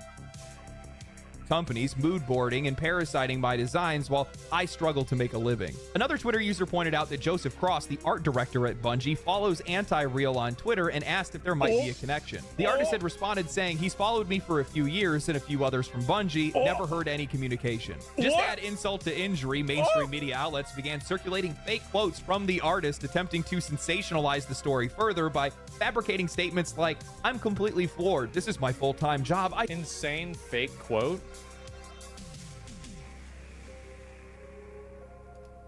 I sell these posters online. They're not obscure. A major company has deemed it easier to pay a designer to imitate or trace than license or commission the work. This didn't come from the artist, and using fake quotes to farm clicks on top of an artist that's already being... If you're fake quoting somebody for something that they said, like, you do not hate journalists enough. You do not. exploited is a special kind of vile. So dishonest. Now, if things weren't sketchy already, just 2 weeks ago, before these allegations went public, Joseph Cross, the art director for Bungie, posted on Twitter about how excited they were to work with Krupa Hosk, a brand and design agency that Bungie had brought on to help with visual development, identity, custom typography, and ARG campaigns for Marathon. This almost feels like a preemptive PR buffer, as if they know that these accusations might start to surface, and they were preparing to have a scapegoat just in case. Yeah, because they But follow let's be this real person, here. These third-party so they know. agencies are just a shield. Bungie uses them because they know most gamers are never going to remember their names. The public backlash will hit Bungie, but the legal and creative blame will just get pushed onto somebody else. Bungie writes the checks when they get caught, and the key word there is when, because these are only the cases that made it to public attention. How many other ones never got noticed? I mean, this has been going on for over 5 years now, and I have a really... Yeah, what do you think the odds are that the only cases of stealing art were the ones that were discovered? hard time believing that Bungie somehow, some way keeps managing to coincidentally hire art thieves over and over again. The common denominator here in every single one of these situations isn't the freelancers or third-party vendors, it's Bungie. So why does this keep happening? Why? That's a good point. You keep hiring all of these people, but you keep getting the same result. At a certain point, how does this keep happening to just you? Do they keep doing this? Well, that's because they just don't have the time or the talent anymore. Bungie has laid off aggressively in recent years. A lot of the talent that they let go were key contributors to games like Halo, Destiny, and Destiny 2. And with Destiny 2 in decline and pressure from Sony mounting ever since they acquired Bungie in 2022, they simply do not have the same creative force behind their projects anymore. They are rushing Marathon and other content out the door to meet deadlines and deliver returns. And when time runs out and creativity is thin, people take shortcuts. And honestly, that makes a lot of sense because Marathon feels like a game that's being shoved out the door, ready or not. Bungie has done almost nothing to engage with their audience before the release of the closed alpha, and then their entire rollout of the game has been messy. The initial teaser had some intrigue. I remember the initial video of Marathon looked kind of cool, and I was a little bit excited for it. And then everything after that, I mean, the vibe of it originally was kind of good. But then when they started showing the characters and everything, bro, it was cooked. It was cooked. In the cinematic trailer, people like the ARG. Any advertising is good advertising. Well, you know who says that? A person who doesn't work in advertising. How'd that work for Concord? The elements and the visual direction, but the gameplay trailer absolutely tanked. As the time of this writing, it has 24,000 dislikes. Most of the comments are flaming the game. They've also delivered nothing but mixed messaging. They told Destiny 2 PvE players that Marathon isn't for them, despite the fact that it's their loyalty, time, and spending that funded Bungie's... Well, this might be something I remember everything as usual. Do you remember when Bungie, after a while, and they focus tested Marathon around a bunch of Escape from Tarkov streamers? And all of the Escape from Tarkov streamers said, yeah, we don't really think this game is very good. And then, 2 months later, they were, releasing it. Remember that? Yeah. They all hated it? Yep. Projects in the first place. Instead of honoring their core audience, they are chasing a new one they don't even understand, in a genre that they've never even developed in before. It's yet another case of a studio abandoning what made them successful in favor of mimicking what's trendy. And honestly, what else would a mimic do other than copy everything else around it? We are going to see a lot more of this. A lot more. All these companies that have been complaining about rising development costs, all these layoffs that we've seen, that is all pressure that is being laid on top of these designers and artists. And that's right. The more that they have them making these cookie-cutter games and these copy-paste projects, the less time and resources and experience they have to be able to make anything, and the less creative freedom they have, well, the more likely they are to start cutting corners. And part of that is because they're just trying to save time more than anything else, but the other part of it is they just don't care. That's why you see stuff like this. We see this with workers that are just phoning it in for a paycheck because they feel like they're forced to do the work, because they feel wholly uninspired by it, because they're not being led properly. And as a result, you get something that is uninspired, and you get something that most of the times ends up being plagiarized. I think he's completely right.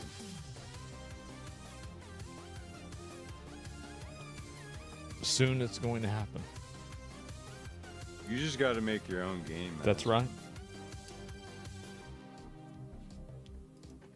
Journalism is going through the same thing. Games journalism specifically is going through the same thing. After the Polygon video, I actually had some writers reach out to me and they said, you have no idea how bad it is for us right now. All of these companies have basically made it where, you know, we have $20 an article. You have to put out 50 articles a week. You can only talk about very specific games, only the biggest games, and you can only write about it in a very specific way. And that's the reason why we get a lot of the writing that we do. Yes.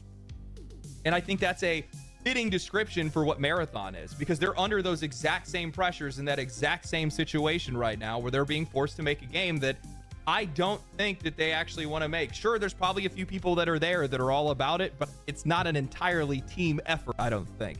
Yeah. And people don't realize, I don't think they're taking it seriously, that if Bungie does not deliver with Marathon, they are done. This is it. This is the only thing they have left for them, because I disagree with that. I think that Bungie's got another one in them, even if Marathon fails, because of how much studio value they've built up over the years. I think that they've got another one in them. They can make Destiny 3. But if Destiny 3 fails, then yeah, they're cooked. Like, you usually don't get cooked with one game. You get cooked with like 2.5 to 3.5 games.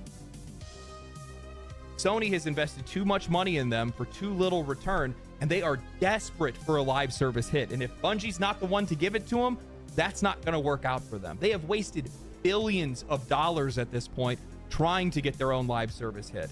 And I played Marathon. It's not it. Yeah, it's not going to happen. With better competition that's out on the market, with better competition that's right around the corner, that delivered an alpha at the same time as yours, it's just not going to work out. This is going to be a last-ditch effort, a Hail Mary, with nobody there to catch it. Now, in a lot of cases, when I'm feeling off about a game, whether it's from the previews or the early footage, I tend to second-guess myself. Maybe I'm being overly critical. Maybe it's not as bad as it looks. Maybe I just need to get hands-on with it to see the full picture. Then I played Marathon and Arc Raiders back-to-back. And now I'm the kind of person, I'm a little bit different. I assume that if my first impression of the game, if I think the game is bad in 5 seconds, the game is bad. That's it. Most likely. Instantaneously. Like, because again, if you can't nail 5 seconds, how the fuck are you gonna nail 50 hours? And every once in a while, I get it wrong. But I usually don't.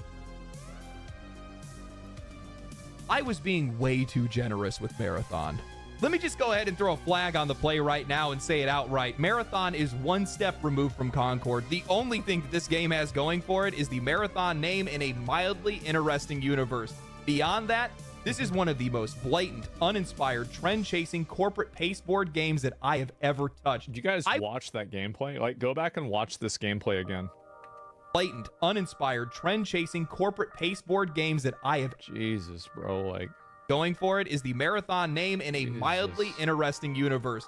Beyond that, this is one of the most blatant, uninspired, trend-chasing corporate pasteboard games that I have ever touched. I would go as far to say that Dragon Age the Veilguard had more flavor than Marathon. This is factory...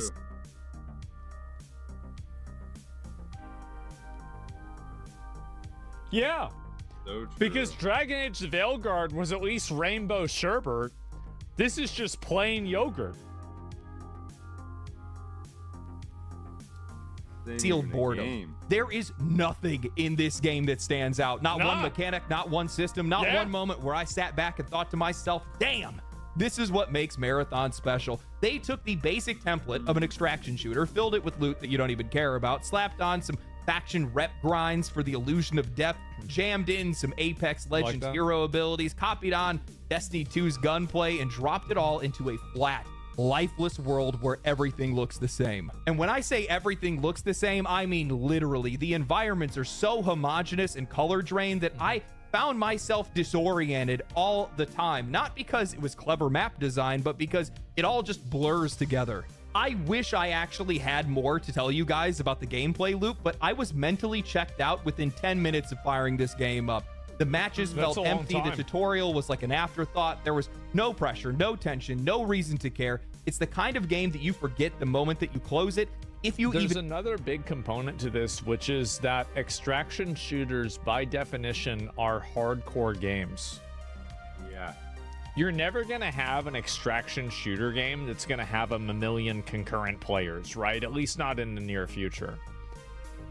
Any game that has negative progression that's that extreme is never going to be massively appealing to an average player, because average players don't have that amount of time to invest into it.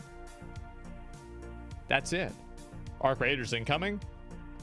Arc Raiders is going to be a popular game, and I'm sure people will play it at the beginning, but I think it will level off the same as every other extraction shooter game, and every other extraction game does, even like Dark and Darker. And it will have a narrow but dedicated audience. And I think that a narrow but dedicated audience is great, but whenever you're a studio like Bungie, you have to, like, you're so big, you have to target a more mainstream audience than just like a very small amount of people like that. Can make it that far. And I am not the only one that feels this way. A former Bungie designer, Vince, who now goes by Fractal Grove on YouTube, specifically called out Bungie's art direction. He pointed out to the overuse of cool colors, especially blue tints, and explained how it creates a psychological sense of fatigue. It drains players. Compare that to something like Ultra Kill, which uses aggressive reds, oranges, and yellows to generate adrenaline, danger, and excitement. That's color theory 101. This is basic art philosophy. And am I the only person? I feel like both of them are fatiguing, but they're just fatiguing from different ways, right? Yeah. It's like anything that just continually has the same theme constantly is just boring to watch after a while. Bungie, a studio that once helped define visual spectacle for shooters, seems to have just forgotten it. But honestly, what really... It's like you even think about, like, for example, in Halo, right? They made Halo.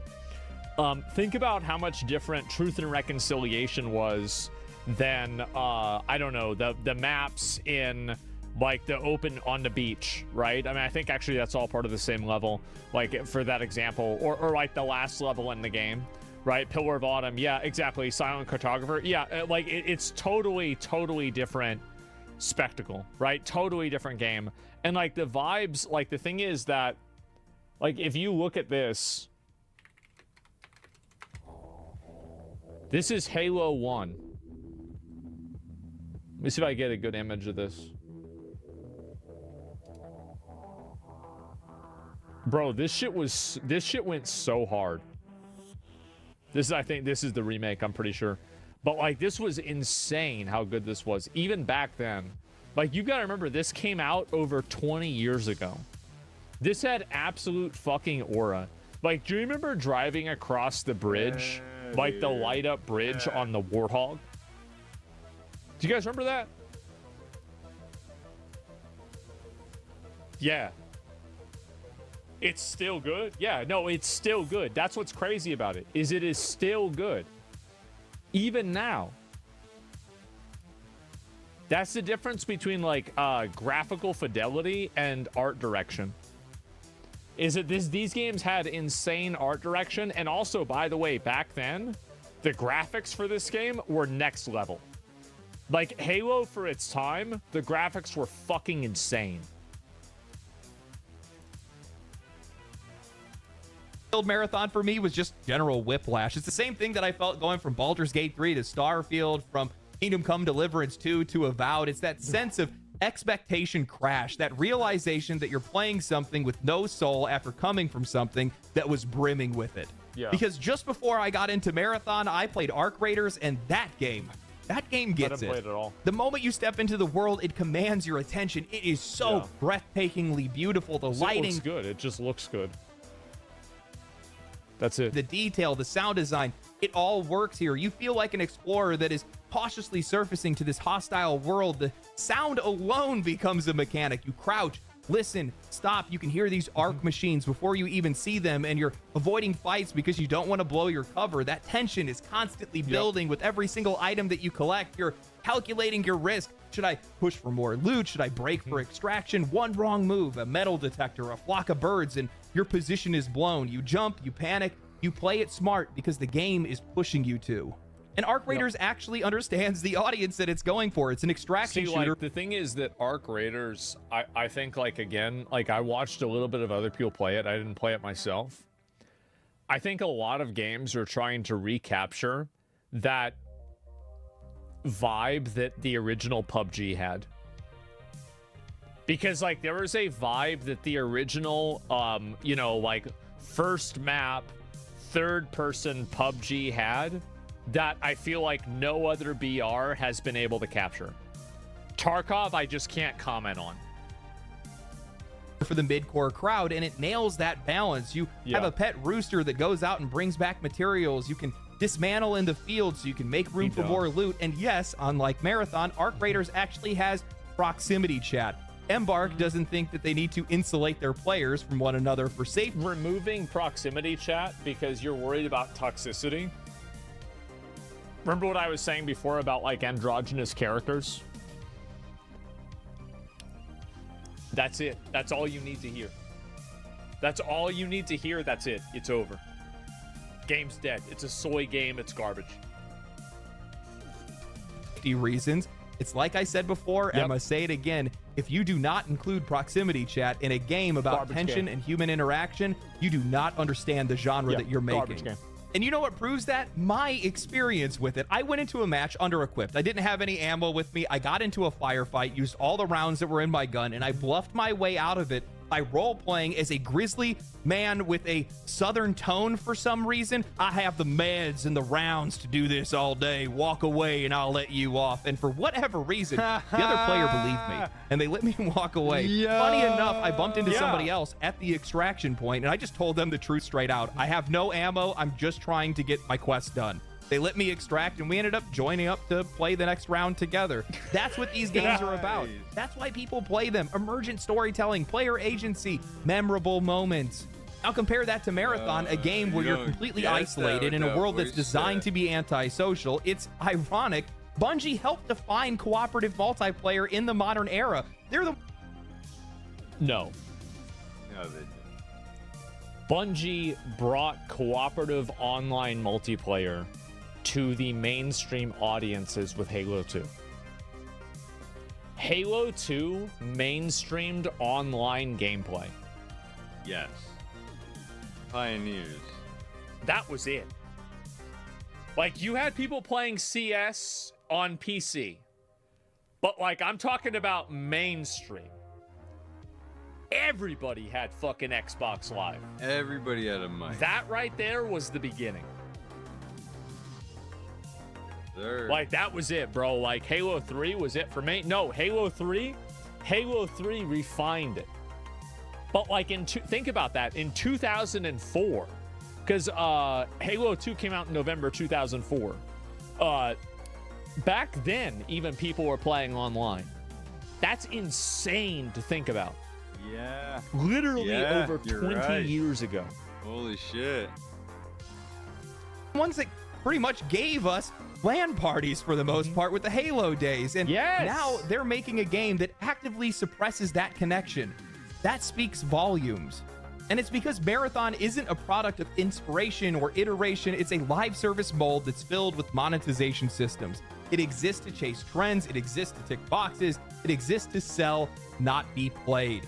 And that's the key difference between Bungie and Embark Studios right now. Yes, Arc Raiders and the Finals are live service games, but they feel like games first. Even the Finals brought something fresh. The entire premise of a live service game being the problem is invented by bad video games that have cynical design systems that use live service systems that are unfun. Live service is never the problem. It's never been the problem. The problem is bad design. It wasn't Overwatch. It wasn't another Call of Duty clone. People may have moved on from the game. It's definitely not topping the Steam charts, but you would be hard-pressed to find players that hated it. It earned respect. Marathon won't earn a thing. Bungie is doing what so many studios are doing right now, iterating on monetization, not on gameplay. They're not refining systems, they're refining a storefront. They don't care if the experience is good. They care if you keep grinding, spending, and logging in. And I swear, I'm going to start making a new catchphrase after this one. When you forget about the players, they forget about you. and they already have. Both Marathon and Arc Raiders had their limited closed access tests at the exact same time. Bungie could not keep players in the game. Meanwhile, Arc Raiders... Look at Marathon's winning. See, it has one player. Was overflowing with demand. Marathon bled players daily. The one player was it was a lawyer from the Bungie legal department, and they were trying to find all the instances of stolen art. And the other guy that was also doing the same thing had to go home for the day. Arc Raiders had players begging for more. They're still begging for more. The vibe shift in the gaming community is loud and clear. Nobody is interested in Marathon. Nobody cares. That conversation is over. And that is not a good sign for Bungie, especially when you consider how niche this genre already is. Extraction shooters, by design, are not built for mass appeal. They are punishing high-stakes and time-insensitive games, not for casual audiences who do not have a lot of time already and just want to have fun. Yet here we are watching major studios throw their entire futures into this space, convinced that they have found the next big live service cash cow. This is not just disconnected, it is completely delusional. Well, you just look at the way they make the characters. That's it. You don't do that unless you're a retard. It's actually that simple. Yeah, I mean, like, really, like, yeah, I mean, you can't even figure out the characters. You can't even make the characters look appealing. You think you're going to be able to figure out a game? Fuck no. What we're seeing right now is the result of panic. Yeah, but Bearkey going to come back with another tweet? No, a lot of people hated on me for this. Everybody, this is when the Marathon, the big video that they did came out. And I said that the game was garbage because the characters weren't fuckable. And everybody was mad at me, and they said I was a gooner, and I was like, you know, like a weirdo, a creep, and everything. And they're right. But so am I.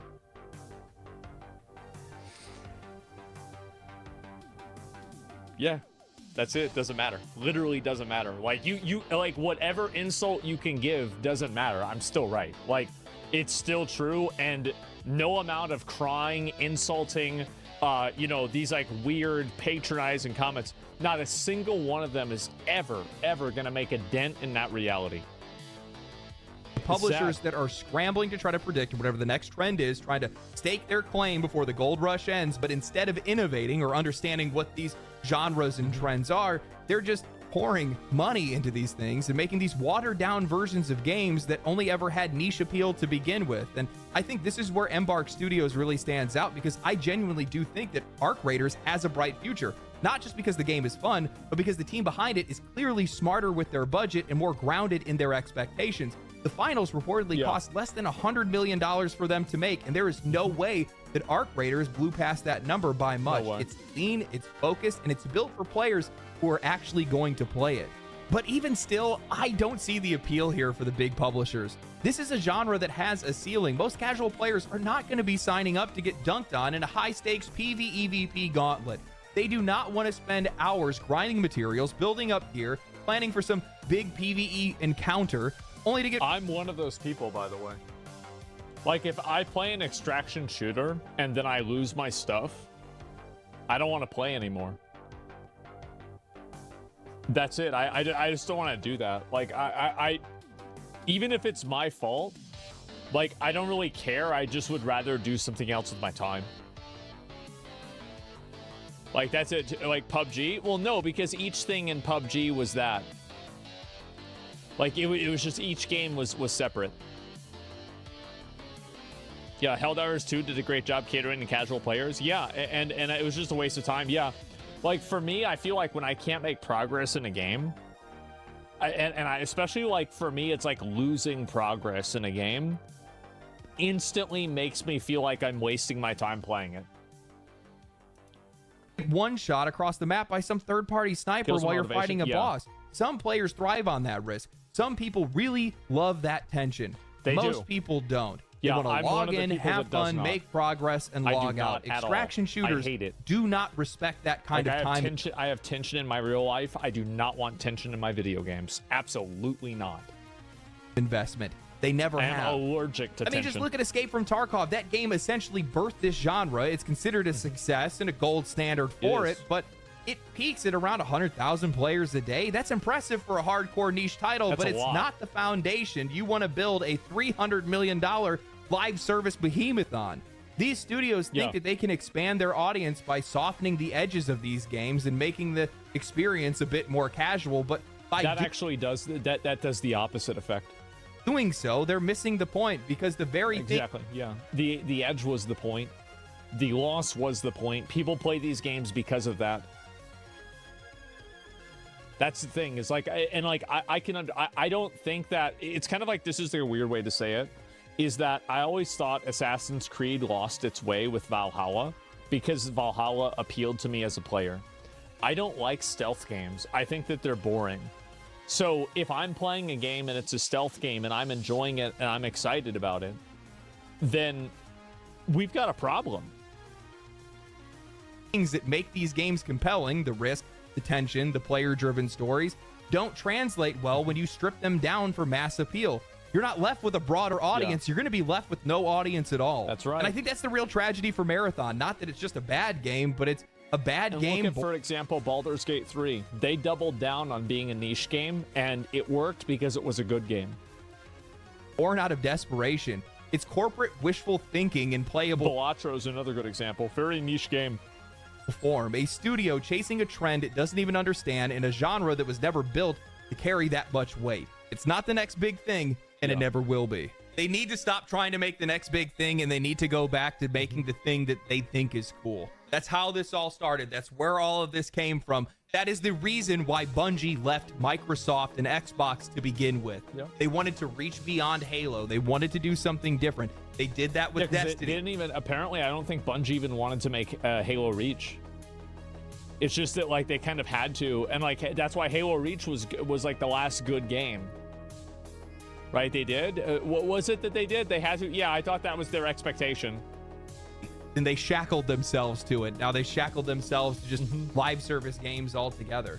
I do not feel like they care about what they're making, nor do they have the talent or the leadership to even be able to try to achieve it. I mean, the essence of this game is literally just a rip-off of a bunch of other games. They're not doing anything to iterate on it whatsoever. And on top of that, you're now stealing art from indie artists as well, or allegedly stealing art from indie artists as well. Gotta save myself. It's not even allegedly anymore. They literally admitted that they did it.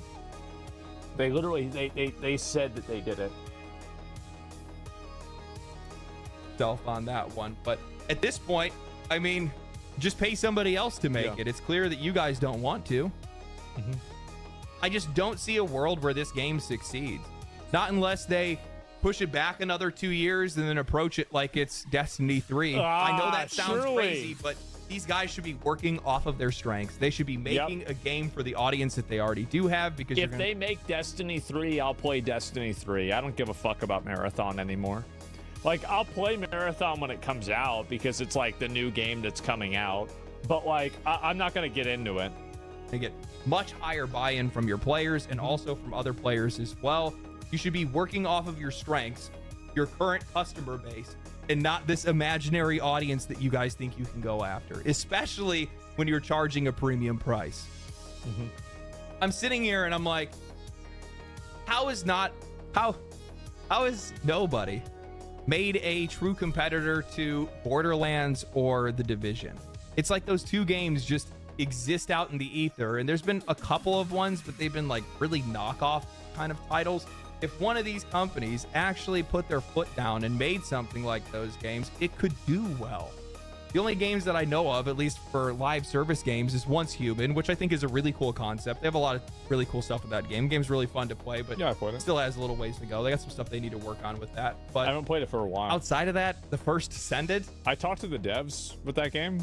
Like, I met them. They're smart. I like them.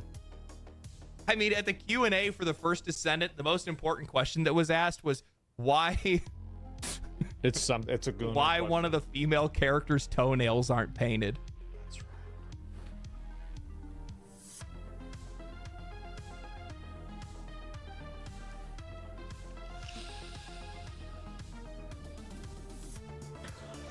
The problem that The First Descendant also has is that basically every single girl looks the same. Like, there isn't a lot of body diversity, and I think there's a huge problem with that, is that, like, with a lot of gacha games, right, you have the petite girls, and you farm the guys that like that, and then you have the big titty girls, and then you have the tall girls with, like, the, you know, the dommy mommy girls, and then you have the more muscular girls. Pretty much every girl in the first Descendant is just your traditional, you know, Korean swimsuit model. Which is like, that's great, but this is like 11 different flavors of vanilla. You've got to have different flavors of ice cream here. True? Yeah, I played the game a lot. We're so cooked. Good God, man. Gooners can't keep it together. No. Anyway, tell me what you guys think about all of this. I hope you guys enjoyed the video. If you guys enjoyed the video, drop a comment down below, share it with your friends, share it on social media. Yep. Subscribe to the channel, like the video. Come follow me on Twitch. Come follow me on Twitter. And I'll talk to you guys next time. Stay cool, stay righteous, stay safe. Catch you in the next one. Family. Yeah, I mean, if you watch the Night Ranger, small boobs and fat ass girls are also good. No, and the thing is that every single game like that has that, right? And so, like, I'll give you an example. Like, I'll link you guys a video. Like, I totally agree with what he's saying. People that think Marathon isn't cooked after this are fucking delusional. Like, this made them look so fucking bad. The game release was awful. It was originally going to be NDA. They had to take it off of NDA because of how bad the reception was. It was really not good. And I'm not seeing things improve Bungie is at cooked. all. This is like watching Marathon. a train. I'm not. I think Marathon is pretty much done. And it's been cooked since the gameplay trailer? Yeah, it has been. As soon as they started showing those characters and everything like that, people were just fucking done with it, man.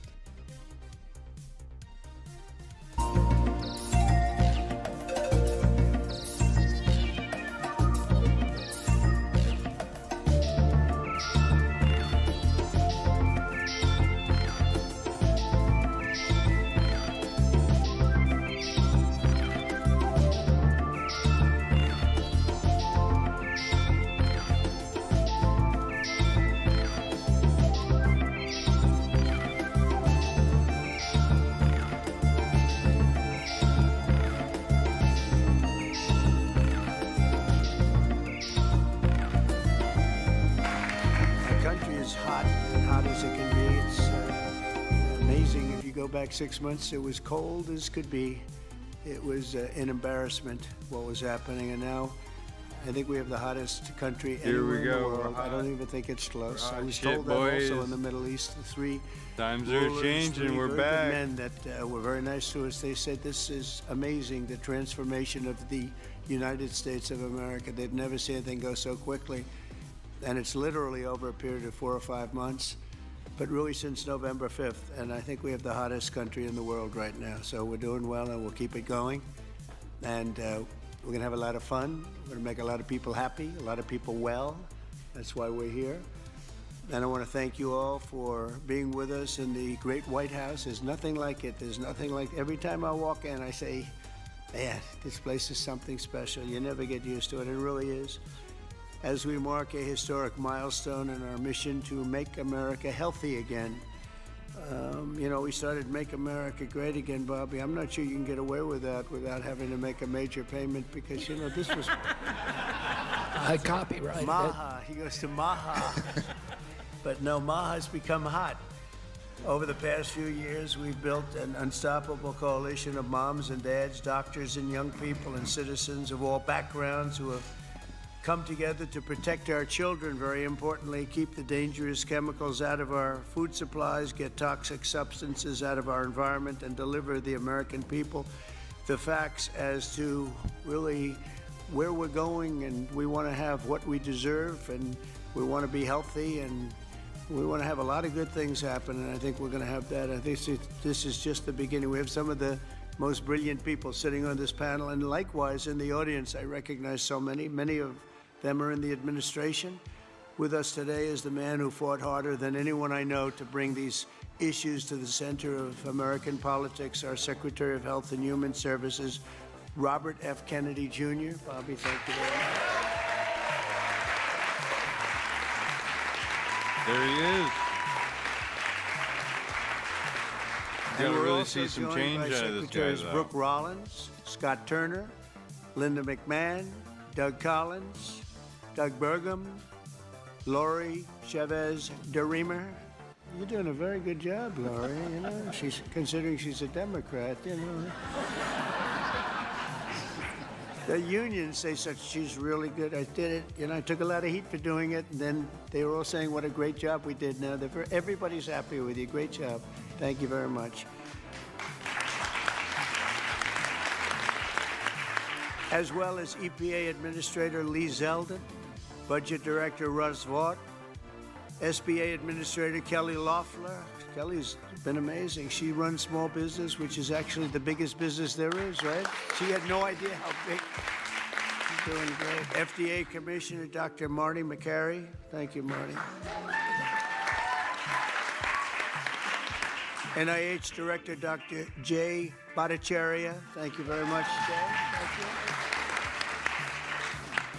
And let's see, who do we have here? CMS Administrator Dr. Mehmet Oz, a tremendous guy, actually. Thank you very much. A friend of mine, a really great senator, Roger Marshall. Roger, thank you. Governors Mike Braun, Jim Pilon, Patrick Morrissey, Representatives Vern calling everybody Buchanan, out now. former Speaker of the House, Newt Gingrich. Newt, a very quiet man, very silent man. Nice to see you, Newt. 4 months ago, I created the Presidential Commission to Make America Healthy Again, and today the commission officially delivers its first report on childhood health. Here are just some of the alarming findings, and they really are alarming. It's unbelievable, terrible. More than 40% of American children now have at least one chronic health condition. Since the 1970s, rates of childhood cancer have soared in many cases by nearly 50%, 50%. Well, in the 1960s, less than 5% of the children were obese. Now over 20% are obese. A few decades ago, 1 in 1, think of this one. This is, to me, the one that gets me every time, and it seems to be getting worse. Just a few decades ago, 1 in 10,000 children had autism. Today, it's 1 in 31. Last time I heard the number is 1 in 34, right? Now it's 1 in 31. There's something wrong, and we will not stop until we defeat the chronic disease epidemic in America. We're going to get it done.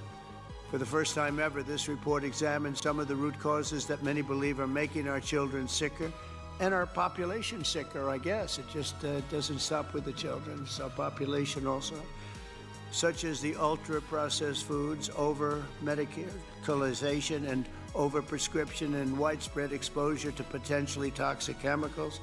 Unlike other administrations, we will not be silenced or intimidated by the corporate lobbyists or special interests. And I want this group to do what they have to do. We have to spell it out. In some cases, it won't be nice or it won't be pretty, but we have to do it. When you hear 10,000, it was 1 in 10,000, and now it's 1 in 31 for autism. I think that's just a terrible thing. It has to be something on the outside, has to be artificially induced, has to be. And we'll not allow our public health system to be captured by the very industries it's supposed to oversee. So we're demanding the answers. The public is demanding the answers, and that's why we're here. Already we're phasing out 8 of the most common artificial food dyes. Come on, you do more than that. And we ended the most serious conflicts of interest at the FDA. We had a lot of conflicts over there. Earlier this week, we approved a SNAP waiver request from Nebraska so they can stop taxpayer dollars from being used to make our children obese. I understand requests from 3 more states will be approved shortly, and more are expected to come in the following weeks. Over the next 80 days, the Commission will build on its work in this report to develop a roadmap to bold and transformative public health reforms for our consideration. It's a consideration, and we'll lay out the facts. Let me say congratulations to the entire MAHA movement. This movement has become very hot. People are really, I tell you, they're going crazy over MAHA.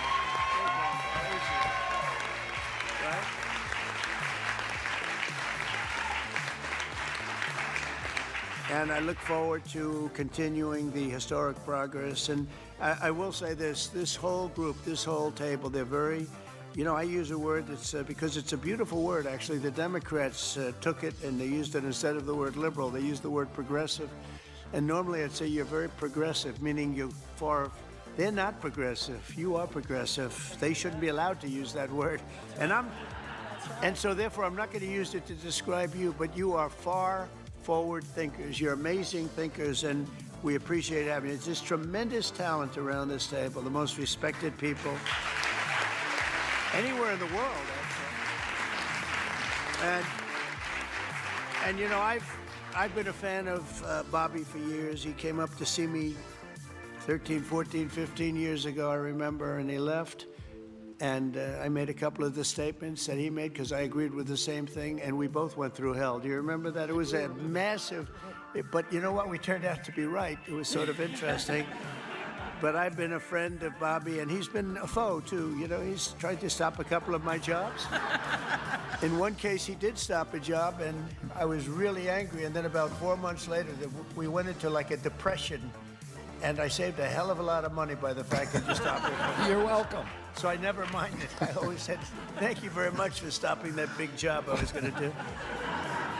But he's a fantastic guy, and Bobby, we're with you all the way. And your beautiful wife is right sitting in the front row, and she's always been right there with you. And, you know, it was very interesting. When Bobby came, I really wanted Bobby to join, and he was doing very well as a candidate, really well. He was being treated very unfairly by the other side, but he was doing so well that they treated you unfairly. They had no choice. I think they said, in order to qualify, Newt, you had to have 80% of the vote. Okay, do you remember that deal? You had to have 80% of the vote in order to qualify to run against Joe Biden. And Bobby thought that was a little unfair, and that was about it. And he came on board, and we got very lucky, but you really helped, and I want to thank you very much, really. We're with you all the way.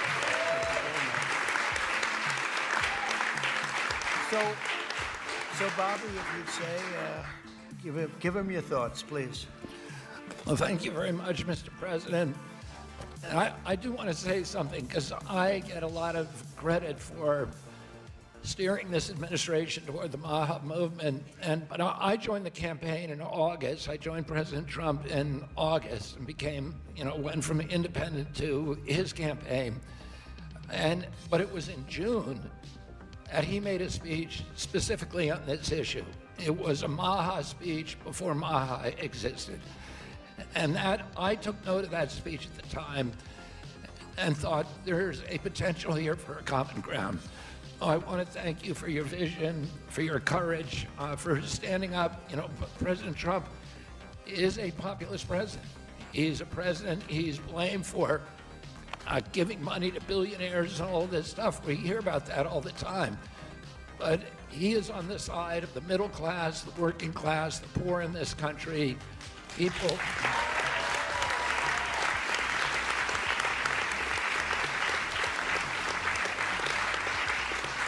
And I've been following, I've met every president since my uncle was president.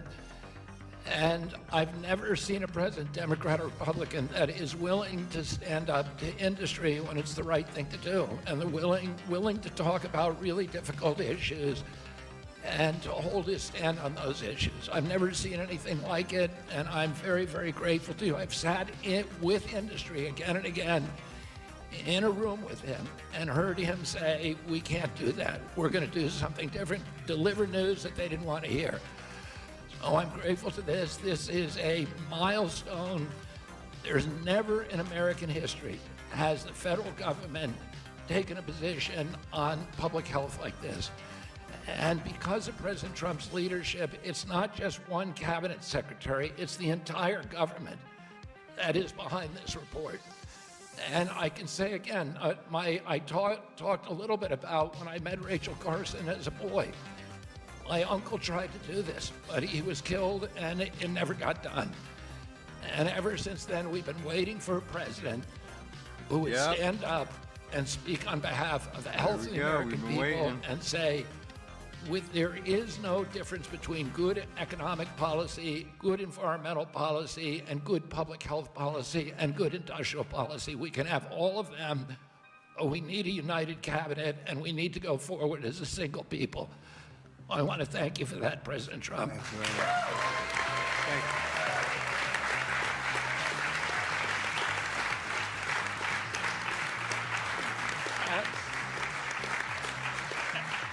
At its core, this report is a call to action for common sense.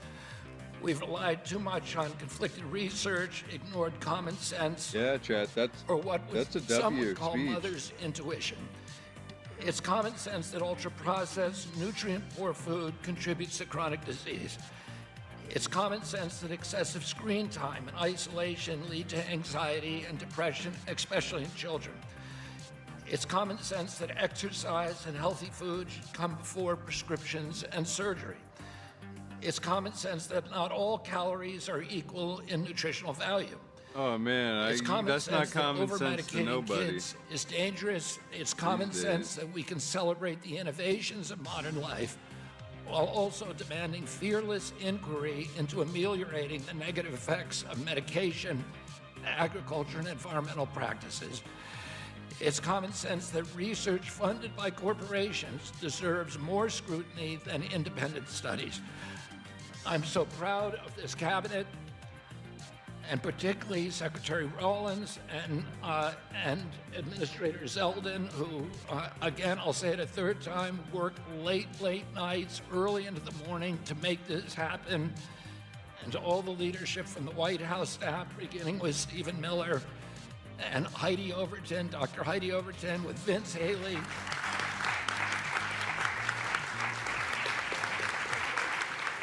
Their leadership and their steady hand in getting us to the goal line we could not have done it without them.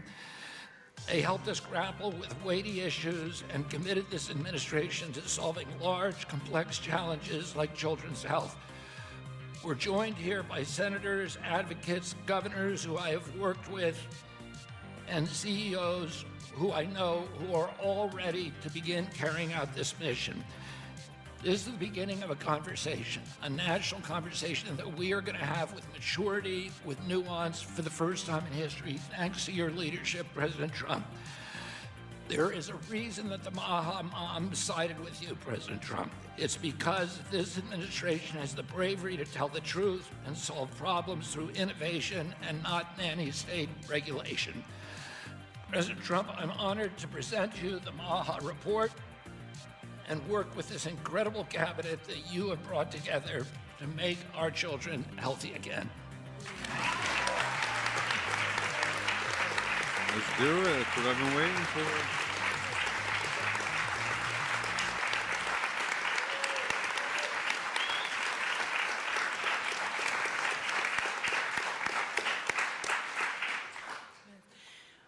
Three things. First, on behalf of an extremely grateful nation and on behalf of a lot of extremely grateful Maha moms who are out there, Secretary Kennedy and Mr. President, thank you. I see a Maha mom and grandma and our amazing Chief of Staff right there, Susie Wiles. I see a Maha mom and Caroline Levitt all across our cabinet. Sir, my oldest son, Luke, is here. Stand up, Luke. I am a Maha mom of 4. And this hits particularly close to home for every single one of us in this room. That's the first thing. The second thing is that you mentioned, sir, in your remarks that we are on track to sign multiples of SNAP waivers to get junk food and sugary drinks out of our food stamp system. And I am so proud.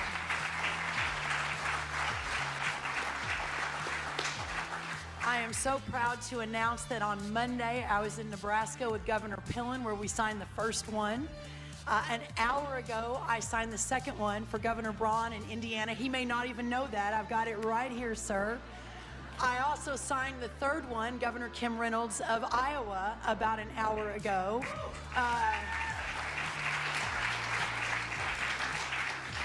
With a half a dozen more coming down the line.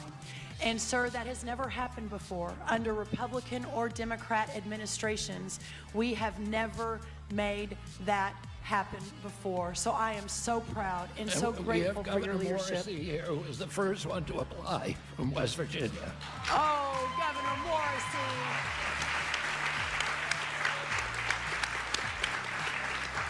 We will make sure you're at the top of the pile, sir. I apologize. Governor Sanders has been a leader. Governor Polis from Colorado. It has been remarkable how these governors have stood up. That's the second thing. The third and final thing, sir, is we all know that at the center of making America healthy again is making American agriculture great again. Without American agriculture at the center of this discussion, we have the most robust, the safest, the best agriculture system in the world. And in partnership with the amazing Secretary Kennedy and all of these incredible patriots sitting around this table under the leadership of the extraordinary President Donald J. Trump, we will make America healthy again. And what an honor it is to be a part of that. Well, thank you, sir.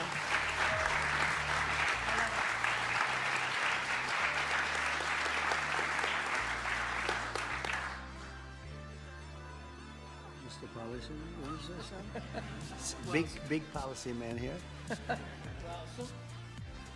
So much has already been said, but in your remarks, Mr. President, you made clear. This is Vince Haley, by the way. In your remarks and in the report, it's very clear that there are no sacred cows when it comes to our children's health. We are showing the courage to turn over every stone to figure out, to investigate what is behind the chronic childhood disease crisis, and that's what this report represents, sir. Thank you, Vince.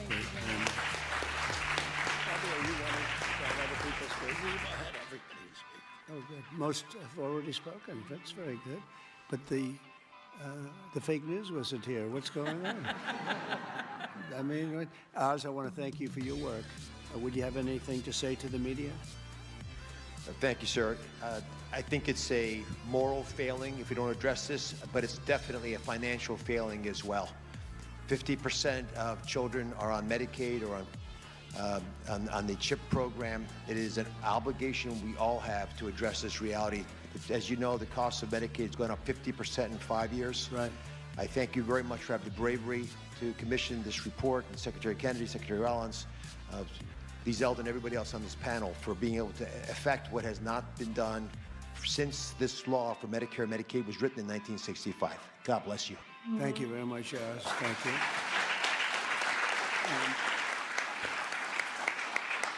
A man who's just so highly respected, Dr. Marty McCary. Would you say a couple of words, please?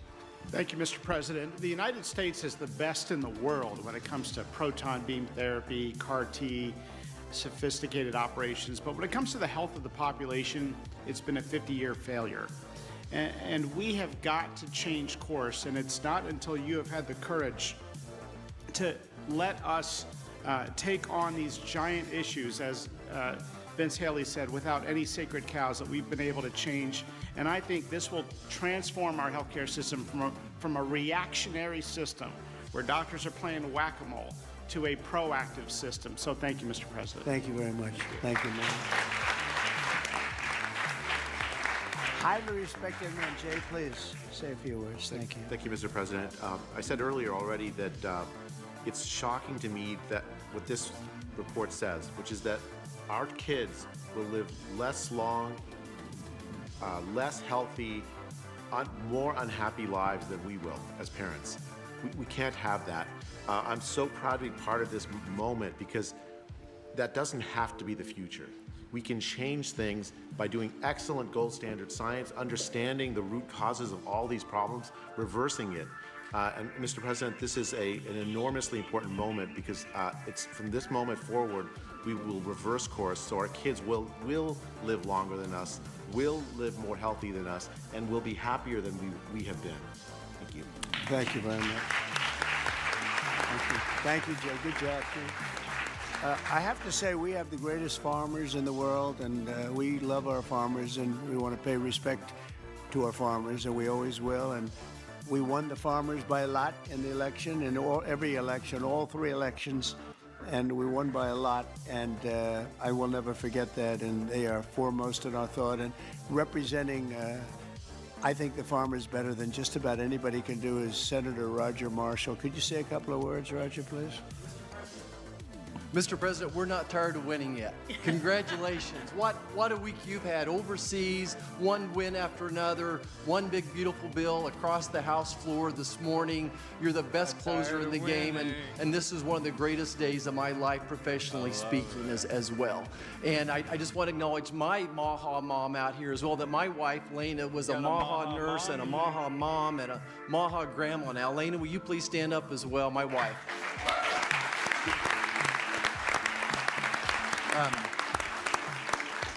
Mr. President, as you know, I spent 25 years delivering babies most every day. We saw a huge epidemic of diabetes, of pregnancy, and this has exploded in so many different directions now. We have an epidemic in mental health in our youth, obesity rates 20, 30%, 20% of our children on a prescription drug, 60, 70% of adults on a prescription drug. We can do better than this. And it does start with the farmer. It starts with soil health. And I just want you to know that our farmers are so committed to this as well. And so many of them are already doing great things. They're making the soil healthier. They're using less pesticides. They're doing all the right things. It's going to take a little bit more effort and time to get everybody with those practices. But the American farmer and rancher were the original environmentalists, the original conservationists, and they'll be right here working beside us, and we appreciate your support of them as well. Thank you, Roger. Good. Thank you. So I think I'll close by just saying that something happened a week ago that was very, very important, profound, but very important in so many ways. For years, I noticed that other countries paid much less for drugs and pharmaceuticals than we did. But I don't mean 2% less or 10%, which would be good, but I don't mean 20 or 25 or 30%.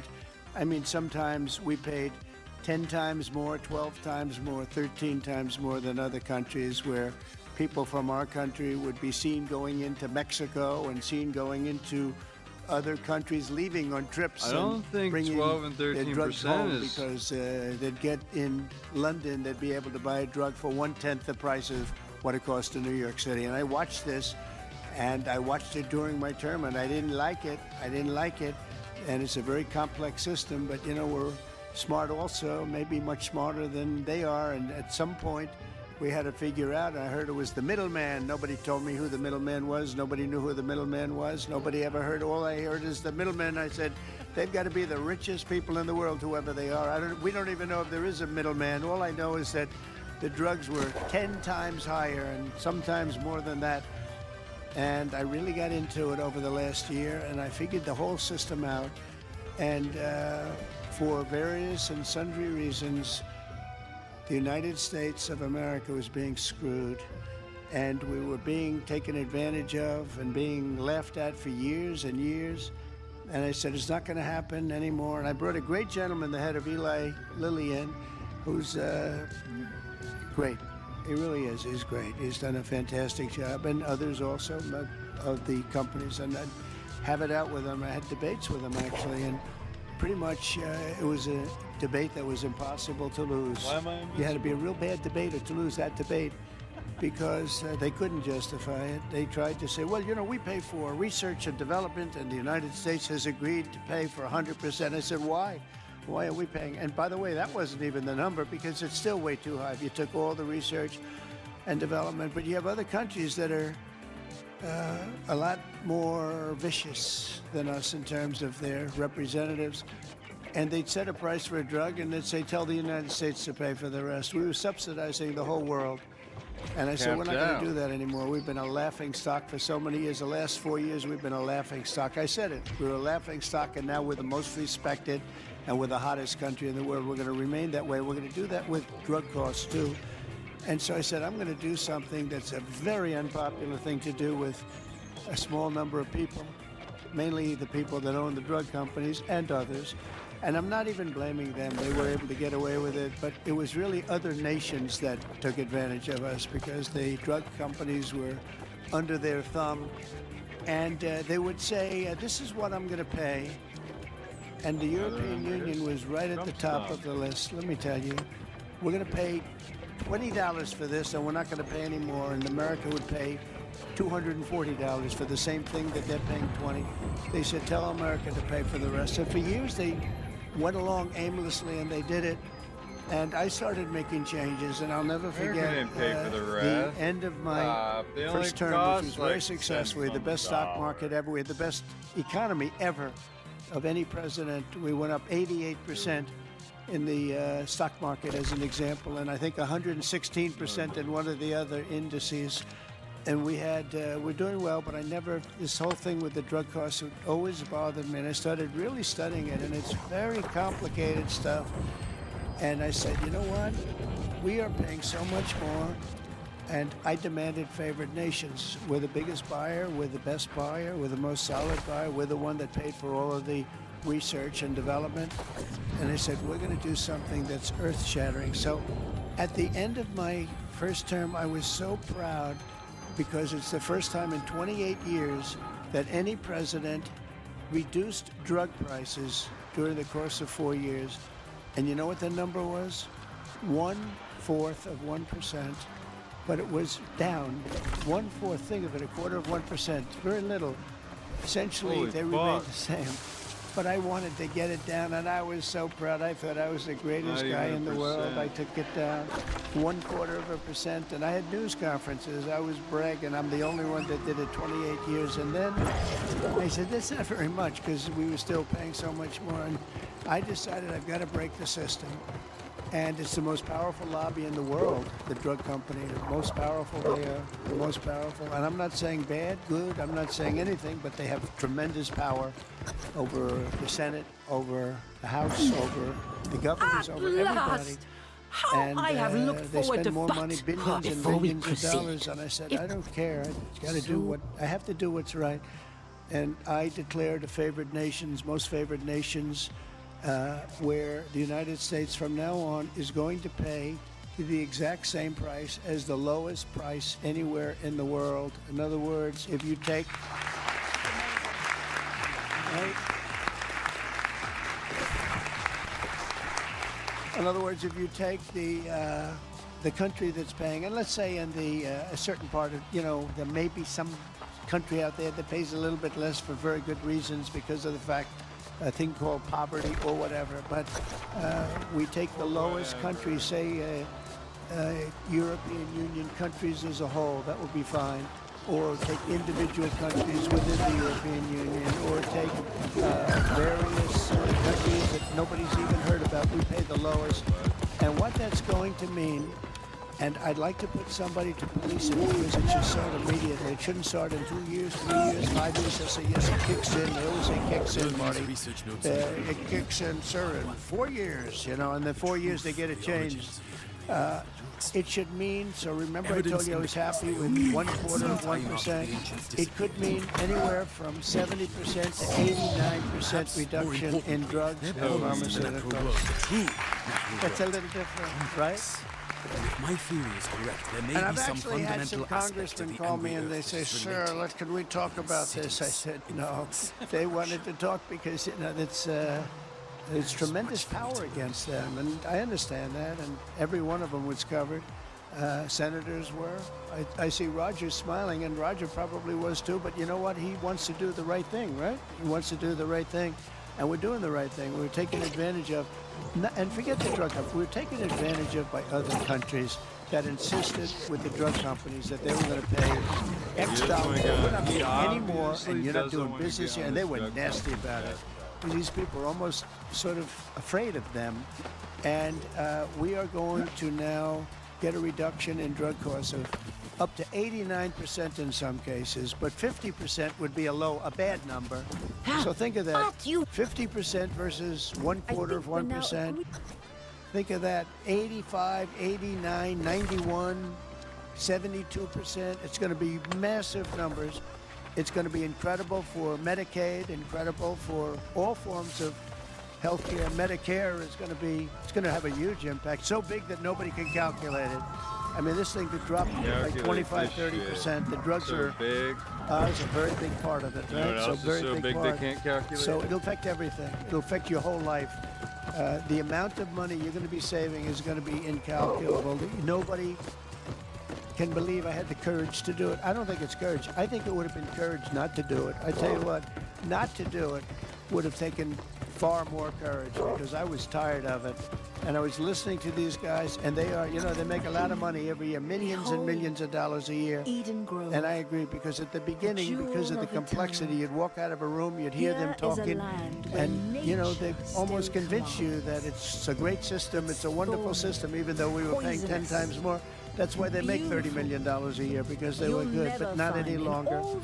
And one of them just threw up his hands after I was just pounding on him. He said, I can't do it anymore. It's the hardest thing I have to do is trying to justify this damn thing.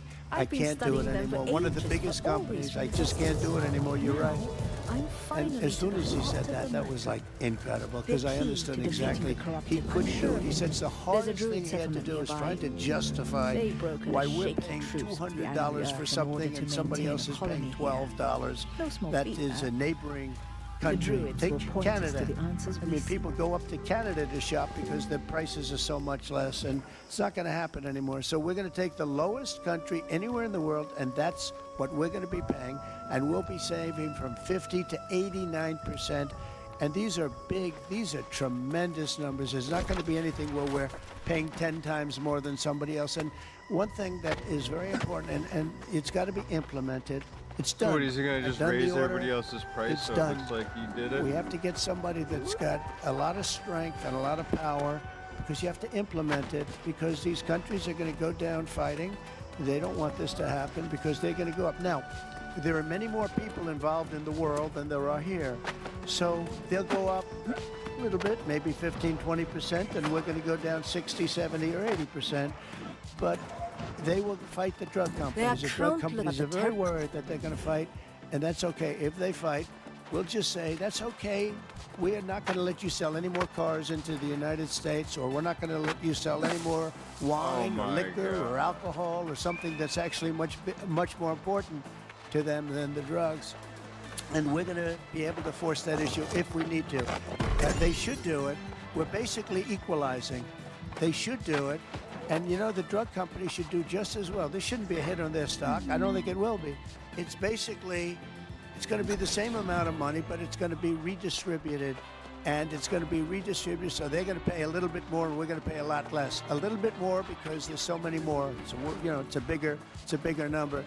And so, Bobby, I'd like to ask you and Dr. Oz and we'll only have to pay a little bit more. Perhaps, and Jay, and maybe representing the world's politicians, I can ask Roger, who's so great with this whole subject, if you would be very, very tough and very, very, very powerful in a sense. It's not easy. You know, you're going to have to get this done. The drug companies are going to say, well, they won't do it. And maybe they won't. And if they don't do it, we're going to not do business with that country or those countries. But we're going to have to be very tough until it's totally stabilized and equalized. And Oz, I mean, I see your eyes are gleaming because you've been talking about this for a long time, but you've never had anyone willing to do it. But I'm willing to do it. And I think it's going to go down as one of the most important things we've ever done, because drug costs are going down. Think of it. Cut them off because they want to go year somewhere for 21 else. years, the costs have gone up. If they want to and get now they're drugs going from down somewhere else, maybe do by they get it 85, cheaper? 80. I'm telling you, You're gonna deny 89% in business? 2 instances. 89% cut. Nobody's ever seen anything like it. So I'd like to ask Oz in particular, because you and I know each other. He's a very tough hombre, this one. He's tough as hell. And so if you can lead the group, and it's not going to be easy. You're going to have to get in, and you're going to have to fight. If you do it, you can have, within a period of weeks, you can have drug costs that drop like a rock, okay? So you, as a group, I have great confidence. And if you don't do it, I am firing every single one of you. Good luck, guys. All right? Can you handle it?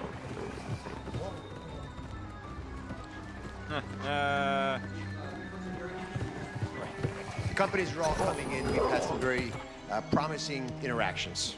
So I give you a little time to be a tough hombre. You'll do a great job. I have no doubt about it. Thank you very much. Any help, I will be there to help you, okay? You mentioned something that has not been discussed in the past. People have talked about drug prices in a silo and in isolation, but when you start going to the countries where they give discounts to because they're getting beaten up there, and you support these companies, they see a huge upside potential, and even greater than the numbers you mentioned. Right. They should be able to charge more than what they would historically have been tolerant of if they have the support of the U.S. government and you. And Secretary Kennedy is aware of all these discussions.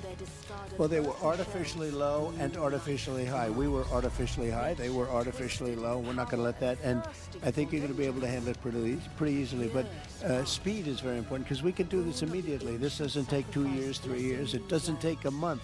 So do the best you can. Thank you very much. Thank you, everybody. Thank you very much. Thank you, Barbara. Are we concluded, Barbara? Yes. Go ahead. Why don't you Thank you, finish it Mr. off? President.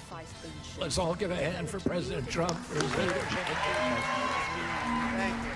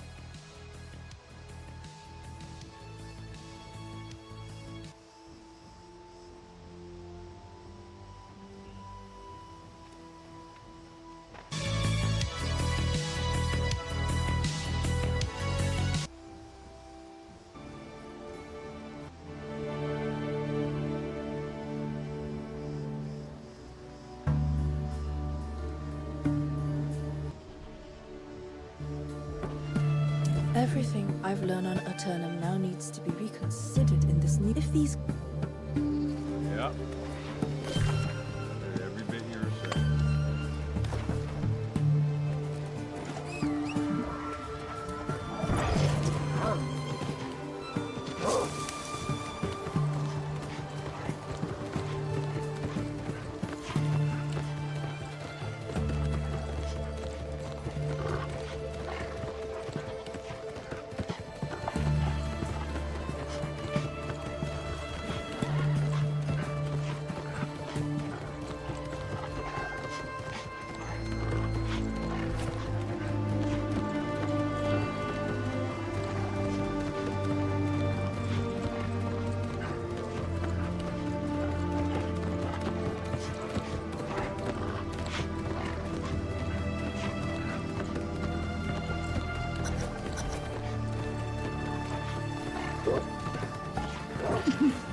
I shared our, but we must.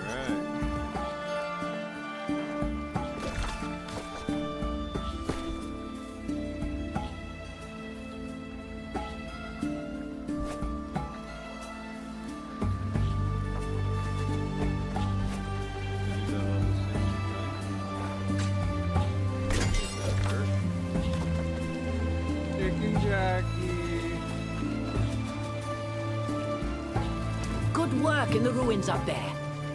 If the angry Earth was spawned after the first war with corruption, they may well hold the secret to defeating it.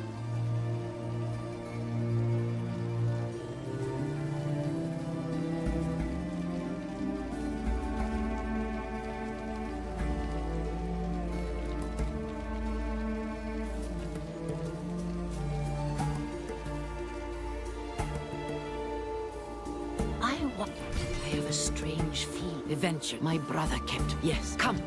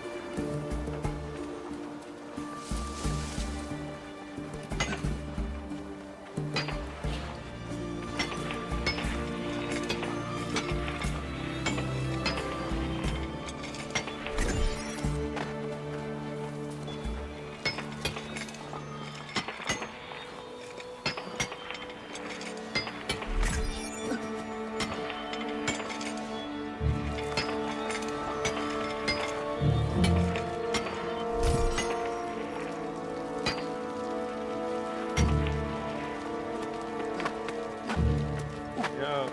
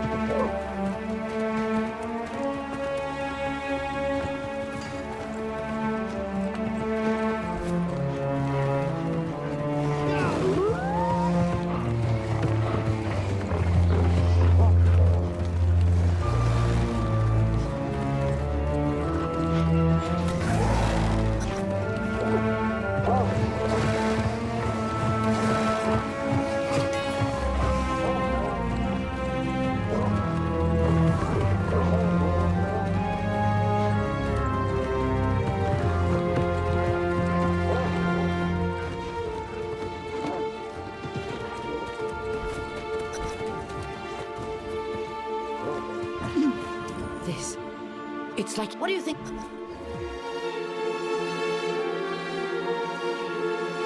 Go on then.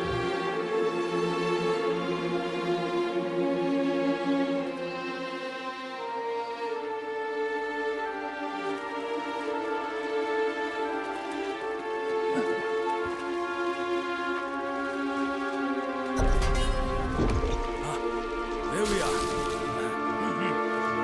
If you can hear me, come north-northwest. Follow the path through the crumbling wall and into the cave of Kala. I've left something for you. That was Merlin. Quickly, let us follow his instruction.